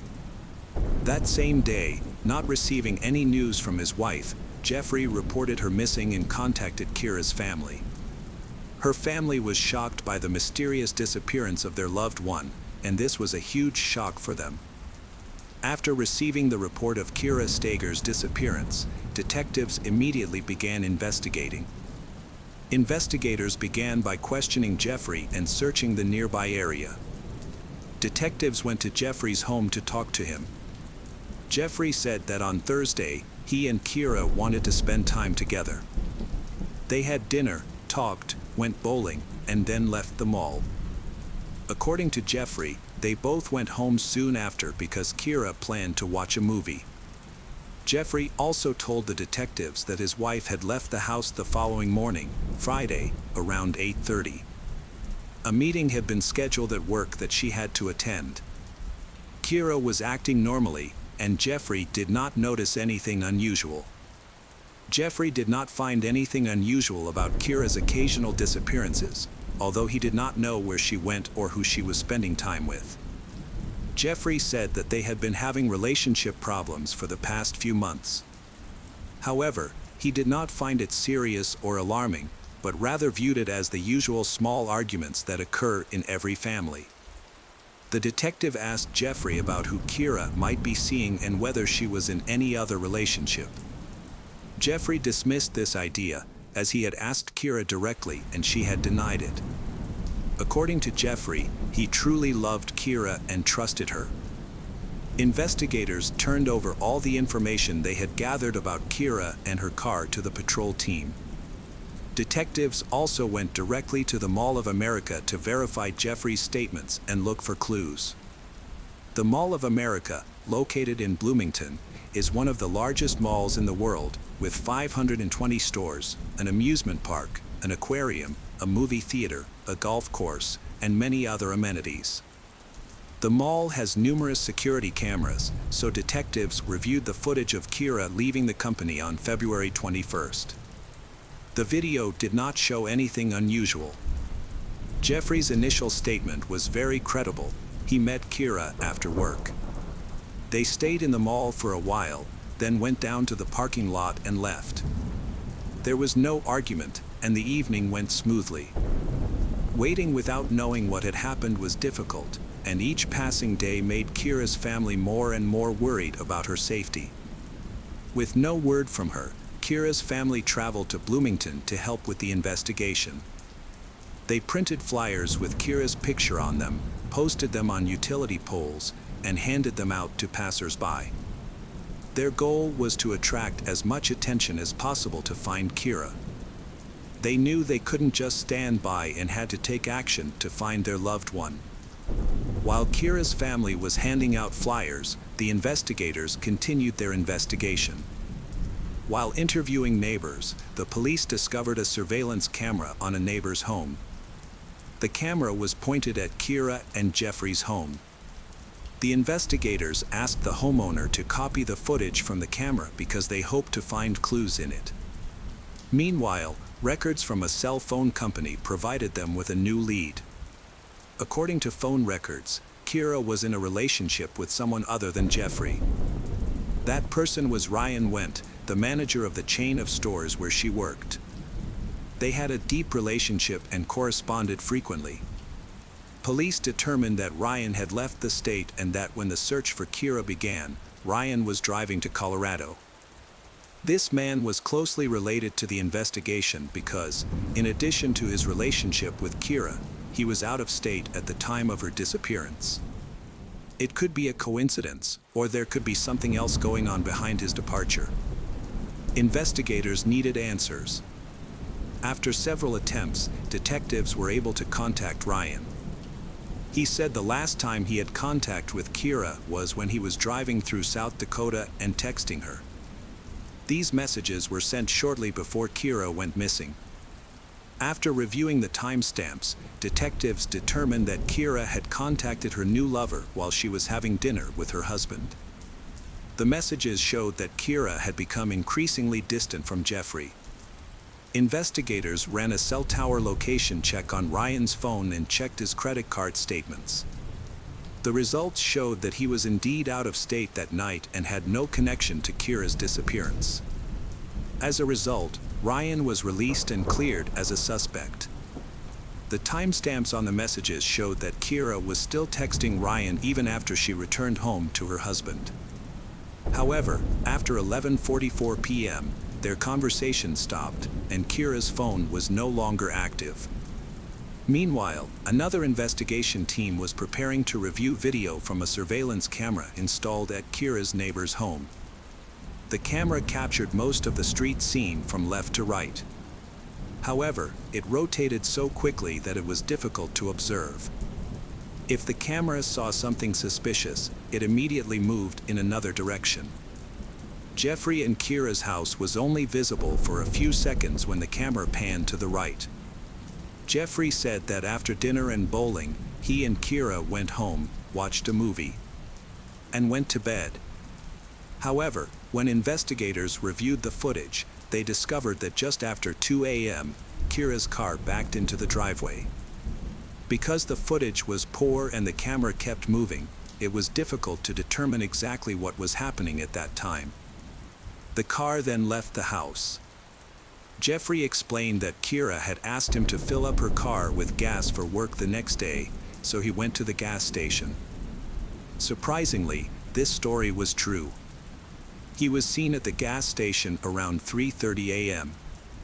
However, detectives discovered that after leaving the gas station, he headed toward the highway instead of home. It is unclear where Jeffrey went next. The neighbor's camera did not record him returning, but this may have been a coincidence since the camera was always moving. Therefore, in theory, Jeffrey could have gotten home later since the camera was capturing a different angle. When investigators reviewed the video, they saw Kira's Chevrolet leave at 9:21 a.m. Unfortunately, they couldn't determine who was driving. A missing person report was filed on Saturday, February 23rd, and on Monday, February 25th, police received a call about a suspicious car parked near the shopping center where Kira worked. There are 2 multi-story parking lots there. A security guard found the car parked for several days and asked for it to be towed. When the driver inspected the car before towing it, he noticed suspicious red stains on the trunk lid and immediately called the police. That car turned out to be Kira's white car. Although there wasn't much blood, just a few small stains, it was still very concerning. In the car, they found Kira's wallet and a divorce form downloaded from the internet. Additionally, a dark object in the snow behind the car caught the attention of the investigators. As they approached, they found a rolled-up trunk mat with dark stains. DNA testing confirmed that it was Kira Steger's blood. The investigators were devastated to realize that Kira was most likely dead. This heartbreaking news was a huge shock to her family and friends. Their last hope of seeing Kira again was dashed, leaving them with questions. How did she die? Was she in pain? Who could hate her enough to take her life? The fact that Kira's body had not been found added to the confusion, as the endless grief seemed unlikely to be alleviated. The detectives made it a top priority to find out who had left the car in the parking lot. The car left the house at 9:21 a.m., and about 20 minutes later, it was caught on a mall camera. There were no cameras in the parking lot where the car was found, but another camera recorded the road leading to the lot, which was located near where Kira's car was parked. After reviewing the camera footage, detectives found that a hooded man appeared a few minutes after Kira's white Chevrolet pulled into the lot.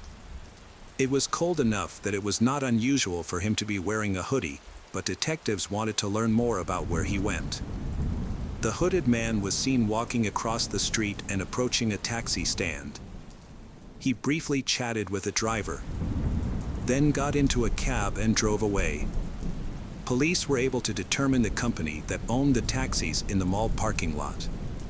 Based on the time he spent talking to the drivers, police were able to determine the license plate numbers. All of the taxis had GPS tracking devices, which showed that the man ended up about a block away from Kira and Jeffrey's house and left after paying in cash.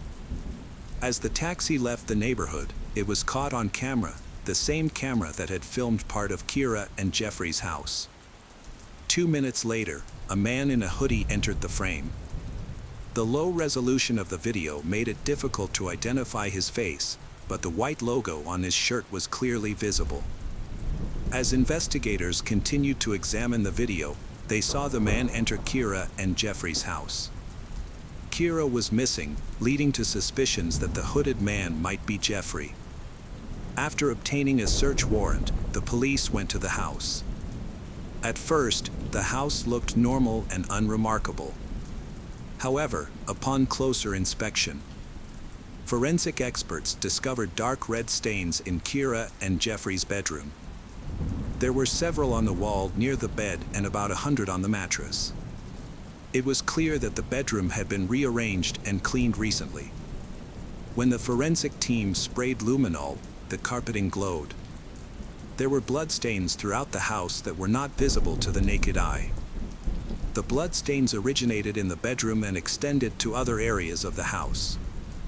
Forensic testing confirmed that the blood belonged to Kira, leading investigators to believe that she was no longer alive.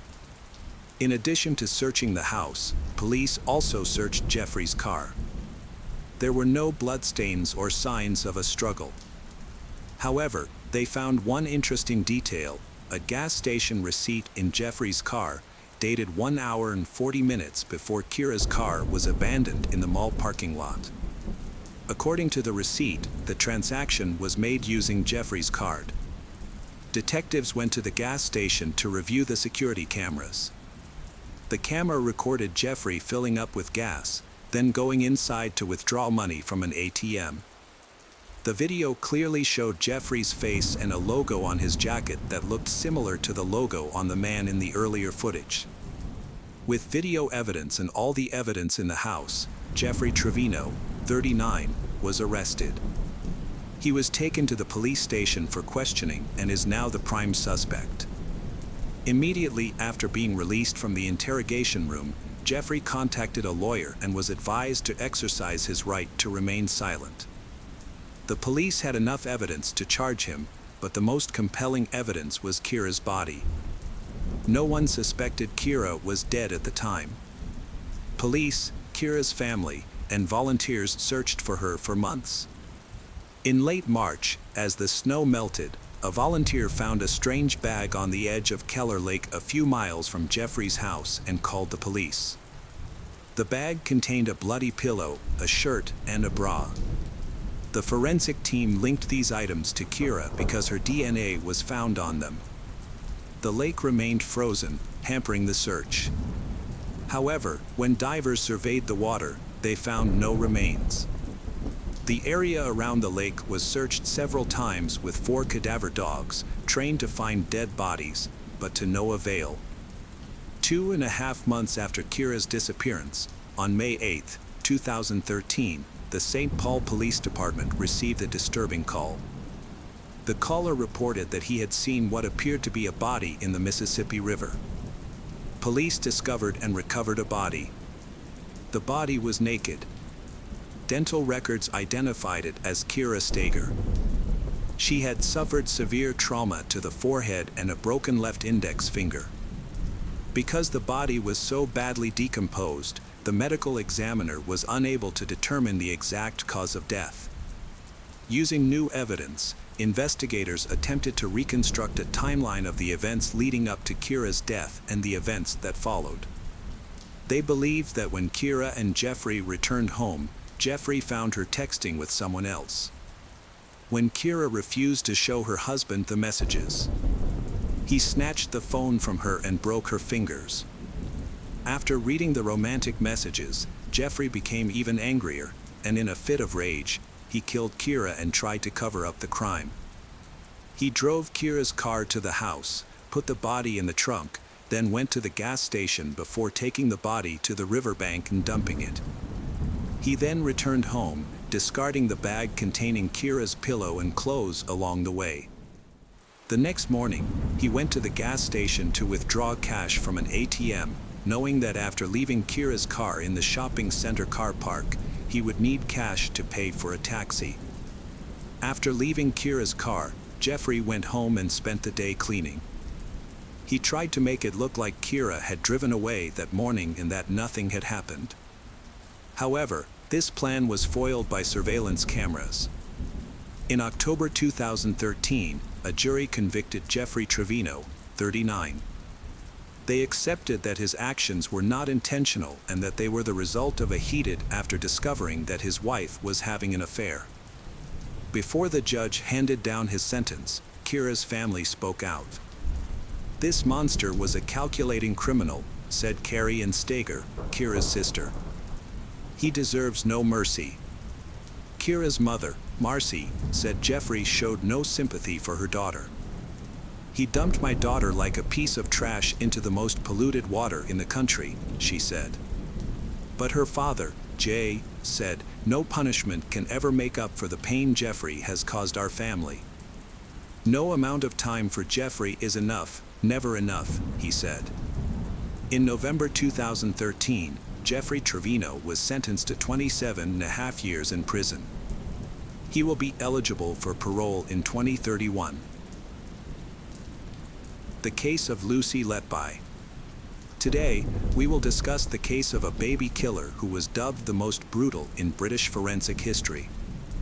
This case began in 2015. In the UK, about 700,000 babies are born each year, with around 3,000 admitted to the hospital in Chester, located in northwest England. The following year, from June 2015 to June 2016, staff in the neonatal department noticed a sharp increase in infant mortality rates. This troubling trend was occurring in the wards where premature and ill babies were treated. Doctors sensed that something was wrong, and internal investigations did not uncover any medical explanations for the deaths. The high infant mortality rate prompted police to investigate the neonatal unit, where they uncovered disturbing circumstances surrounding several deaths. After an extensive investigation, a young nurse who had worked at the hospital for many years was arrested. The investigation has revealed disturbing details about the incidents, leaving the families of the dead children devastated by the news. 5 years after the first child's death, police contacted the family and others, forcing the parents to hear heartbreaking details about what had happened to their child and testify against the suspect. In court, numerous witness statements were presented. The children were murdered using various methods. One was poisoned with insulin by a nurse, while another suffered severe liver damage. However, the most common method used was injecting air into the bloodstream, which created an air bubble that blocked blood flow. This technique was particularly insidious as it left little evidence, making it hard to prove it was lethal. The motive behind the nurse's actions remains unclear. The police determined that she gained knowledge about blood flow from the courses she took to enhance her qualifications. They warned her that injecting air into a vein could be extremely dangerous. Soon after completing these courses, a tragic incident occurred where a baby died after being injected with air through an intravenous drip. In this case, it was difficult to establish the exact cause of death. The parents of the baby described his condition as critical. They would visit the hospital every morning and leave in the evening, hoping for his recovery. However, one night his condition suddenly worsened, and the doctors believed he had no chance of survival. This led the parents to make the heartbreaking choice to disconnect their newborn from life support. The nurse killer worked another night shift the following day and attempted to harm the sister of the initial victim. Fortunately, the girl was able to escape unharmed.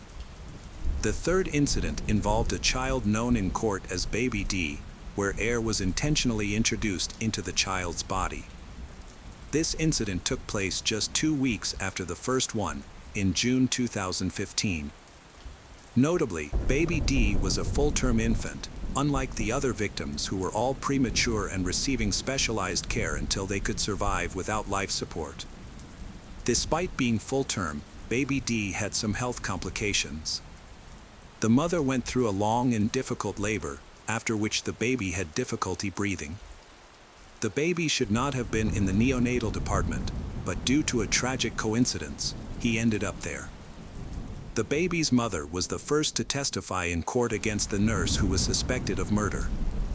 In her statement, she described seeing the nurse leaning over their child's crib during the day. Although it seemed like the nurse was doing nothing, her wandering around looked very suspicious.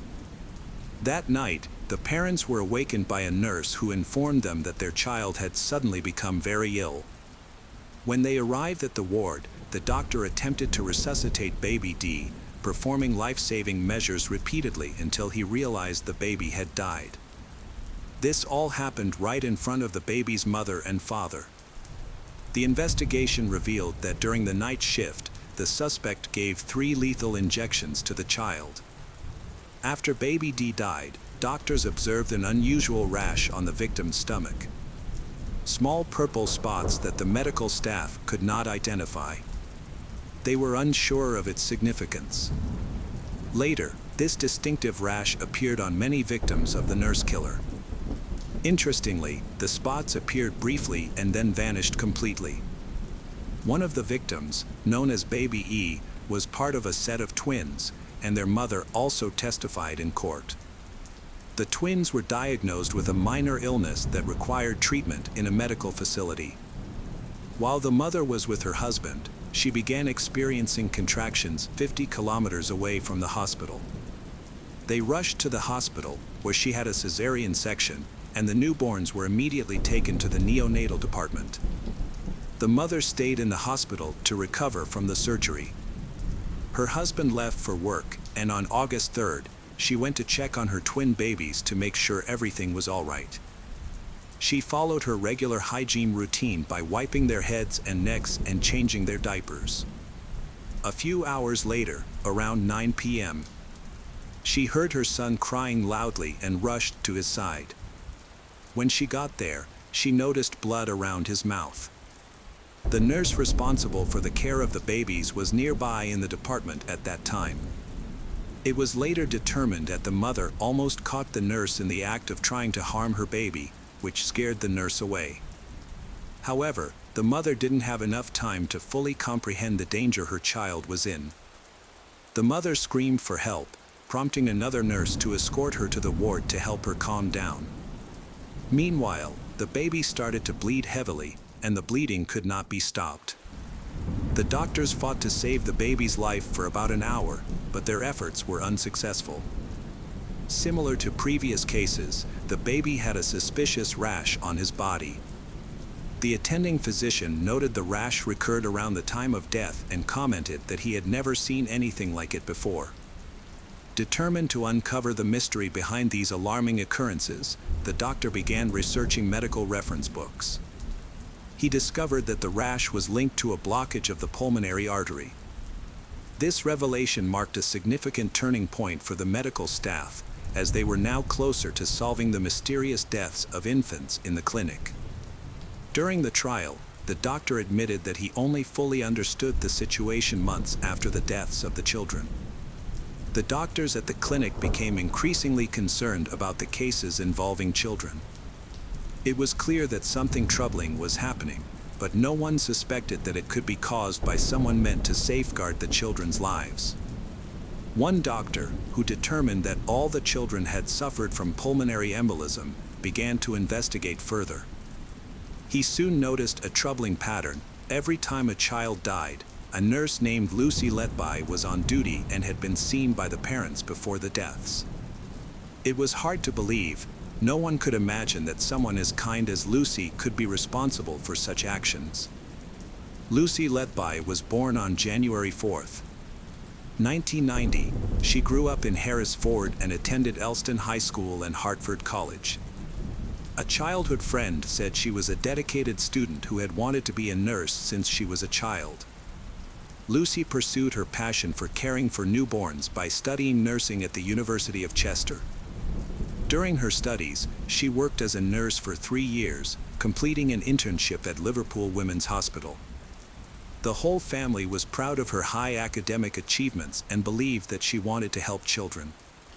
In 2010, Lucy started working as a nurse in the neonatal department of the hospital where many tragic events occurred. Her family described her as someone who loved saving the lives of babies, witnessing their recovery, and supporting their families. She was actively involved in charity work and participated in fundraising for sick children. Because of her kind and gentle personality, many found it hard to believe that she could be involved in the deaths of children. However, evidence suggested that Lucy was the one who injected air into the bloodstream of her young victims. Doctors took time to investigate additional evidence to confirm their suspicions about Lucy's involvement, as there were many uncertainties. Ultimately, everyone agreed that Lucy should be reported. the head physician became aware of the neonatal department's concerns regarding Lucy. However, that evening, the management was preoccupied with their own issues and overlooked the seriousness of the situation. They even pressured doctors not to cause panic, fearing that it would draw unwanted public attention to the problem. The hospital's reputation was at stake, and management was worried about the potential consequences. At this point, the doctors had repeatedly asked the hospital management to take action against the nurse they suspected of being a killer. Unfortunately, their concerns were completely ignored, and no one took them seriously. Their fellow nurses were also confused, unsure whether to go to the police, as they found it hard to believe that one of their own could commit such terrible acts. This left the doctors in a difficult position, forcing them to step back and reevaluate all they knew. They were focused on the alarming trend of healthy or nearly healthy children, who had been born prematurely without any clear reasons, continuing to die. These babies did not respond to resuscitation efforts, and in most cases, developed a mysterious rash that vanished after death. Ultimately, they decided that the best course of action was to carry out a police investigation to find out if Lucy was responsible in these situations. As a result, the hospital staff contacted the police directly. The doctor who initially reported the concern stated that he took all necessary steps to protect the children in his care. However, he was unable to communicate with upper management, and any delay could jeopardize the lives of other infants. So he decided to call the police. Police quickly began investigating these horrific crimes. As the case stalled, rumors started circulating within the hospital. It became evident, even from a brief examination, that Lucy was connected to the deceased children, as these incidents only occurred during her shifts. She was consistently present when the children faced difficulties. This information spread rapidly among the medical staff. Regardless of whether the rumors were proven true, tensions within the team escalated. Lucy faced open accusations, and she was subjected to significant pressure, yet she maintained her innocence regarding the baby's deaths. Lucy believes they are trying to blame her for the failures of other doctors. This situation began in July 2015. Later, a group of doctors emerged who attempted to blame a nurse for the deaths of newborns. They voiced their concerns, and during the trial, Lucy accused them of conspiring to hold her responsible for the deaths in the neonatal unit. Lucy openly made these accusations because she believed they were trying to cover up serious violations connected to hospital management, which could potentially implicate many staff members and administrators in the deaths of the infants. In reality, four doctors were investigating the causes of the newborn deaths. They expressed their disbelief that a nurse, whose role was to care for and protect children, could intentionally administer lethal injections. However, as more evidence was reviewed, the connections became increasingly evident. After thoroughly examining the situation, the doctors concluded that the only possible explanation for the deaths was the introduction of air, which was noted to be associated with unexplained spots. The major challenge was that lethal injections leave almost no evidence, making it extremely difficult to prove they were the cause of death. The only potential evidence against Lucy involved 2 cases of insulin poisoning in children. However, at the time the tests were conducted, these cases had not yet been evaluated.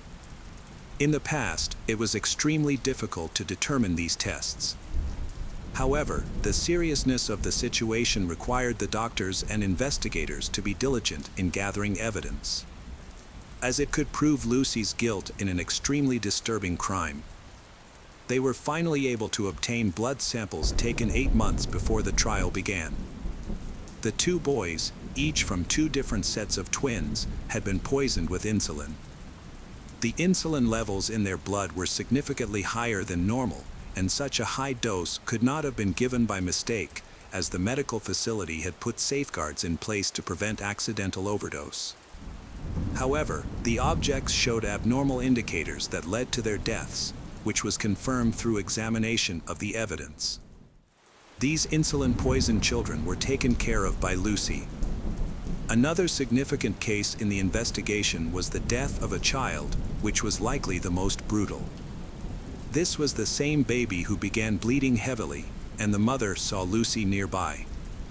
Medical staff reported that a metal instrument had been inserted into the baby's mouth, causing severe internal injuries. During the nearly hour-long resuscitation attempt, the baby bled from both the mouth and nose, losing about 25% of his blood volume. Doctors fought to save the baby, performing CPR and injecting 5 doses of adrenaline to stimulate the heart. Although the heartbeat returned temporarily, the baby did not breathe for more than 15 minutes, giving him no chance of survival. At the time of death, before any investigation began, it was concluded that the cause was natural. Extensive bleeding can sometimes result from intestinal infections in babies. Since there was no suspicion of medical personnel being involved at that time, an autopsy was not performed. This decision is viewed as the biggest mistake made. If it had been established then that the bleeding was due to a foreign object, the investigation would have started sooner, leading to more evidence against Lucy. A similar situation arose with a girl who was one of a set of triplets. After an autopsy, forensic experts discovered she had a serious liver injury. Experienced specialists compared the injury severity to the aftermath of a major accident. However, the exact cause of the girl's ruptured liver was never determined. Lucy, the suspect, went on to kill the second triplet, who was later named in court. There were no other tragic incidents during Lucy's long holiday in Ibiza. However, 2 children died just hours after she returned to work for her first shift. A third child was also in danger, but the parents insisted on taking their child to another medical facility because they felt something was wrong and did not trust the hospital staff.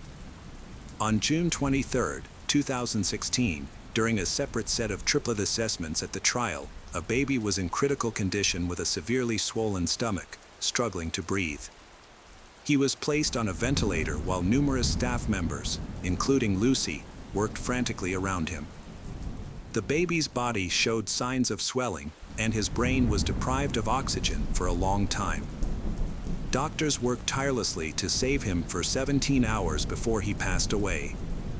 They waited for the transport team to arrive to transfer the baby to the central hospital, while the remaining staff anxiously counted down the minutes until help arrived. Lucy made a shocking comment. He would not survive anyway. She said it so calmly that everyone was taken aback. She seemed to take pleasure in the unfolding drama and appeared to be waiting for the baby to die. Following these incidents, the doctors, feeling desperate, contacted the police. After the attack on the triplets, Lucy was moved to another department. In that new department, they did not encounter similar issues, despite having the same staff and responsibilities, and the mysterious deaths ceased. However, the doctors recognized the need for stricter security measures. Consequently, Lucy was suspended from work a month. During this time, the hospital continued to investigate, but there was not enough evidence against Lucy. In response to the suspension without any clear reason, Lucy filed a complaint against the hospital. As a result, the management apologized and decided to reinstate her. However, her colleagues disagreed with this decision. They argued that Lucy should only return to work after installing surveillance cameras in every room to monitor her actions. This solution worked, and after the cameras were installed, no further incidents occurred, even after Lucy resumed work. At the same time, the police were conducting an investigation. They discovered evidence showing that Lucy was trying to get the attention of a doctor from the resuscitation team, whose identity remains confidential. Love letters addressed to him were later found in her home. This doctor worked in the neonatal department, but he was married, 17 years older than Lucy, and saw her only as a friend and colleague, with no romantic interest. Before that, they attended advanced training courses in London together, had lunch, went for walks, communicated constantly, and he often drove her home. When the doctor arrived to testify, Lucy lost control. Before this point, she had been distant and unresponsive, but when she saw him, she began to cry and tried to leave until her lawyer calmed her down. This reaction was puzzling and difficult to explain. Lucy asserts that her feelings for the resuscitation doctor are purely friendship, and he supports her statement. However, psychologists and experts investigating the case noted her behavior. Lucy wrote him love letters, expressed joy when he gave her chocolate, and closely monitored his social media accounts as well as those of his wife and teenage children. Experts believe that Lucy deliberately created situations to get closer to him, especially since he was the one performing the resuscitation in all the relevant cases. However, during court proceedings, Lucy dismissed these claims as baseless speculation. In July 2018, Lucy Letby was arrested for the first time. Police conducted 2 simultaneous raids, one at her parents' home and another at her own residence. During these searches, a significant amount of evidence was collected, which aided the investigation and supported the case against her. This evidence included medical documents, notes, stickers, and photographs of children's cards found on a mobile phone. More details will be shared later. She was released on bail but was arrested again a year later. In June 2019, Lucy Letby was charged with the murder of 7 children and the attempted murder of 10 others. The trial will begin in October 2022. Is expected to last at least 6 months due to the sheer volume of material to be reviewed, including more than 100 hours of questioning in some 5,500 depositions.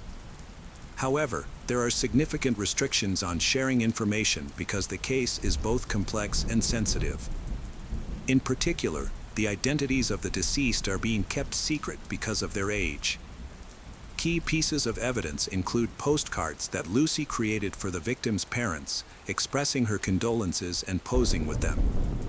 These documents were found on Lucy's phone. A key moment in the court proceedings was when stickers discovered in the Lucy's home were presented. One sticker describes her as the embodiment of evil, while another reveals her confession to killing babies. The note stated that Lucy felt she did not deserve to live and that she had deliberately killed them because she believed she was not good enough to take care of them. She described herself as a bad and evil person. It was also written on the back of the note that she needed help and could not go on anymore. Lucy kept a diary in which she wrote about the problems she faced in life. Lucy thought that she would never have children or a loving husband and family.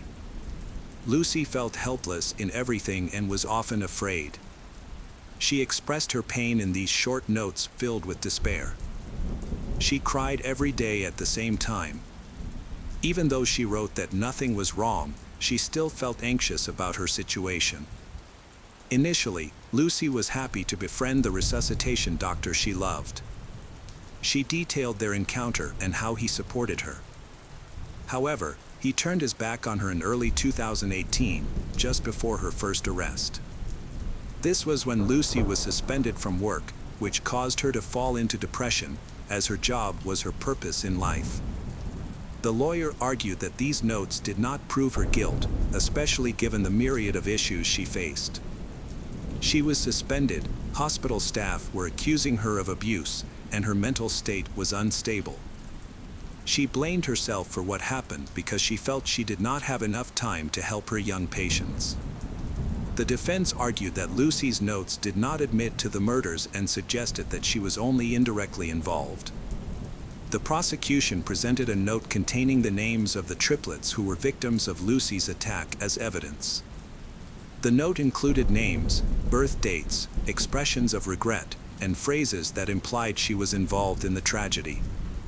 It was found under the bed along with the children's medical records. When police searched her apartment, Lucy claimed that these notes could have accidentally ended up at her home when she forgot to throw away all the contents of the pockets of her work coat. Lucy appeared in court visibly emotional as she took the witness stand.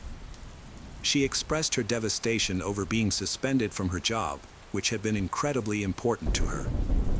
Lucy described her time in prison as particularly challenging, compounded by her depression. The situation escalated when police arrived at her home to conduct a search at 6 a.m. while she was with her father.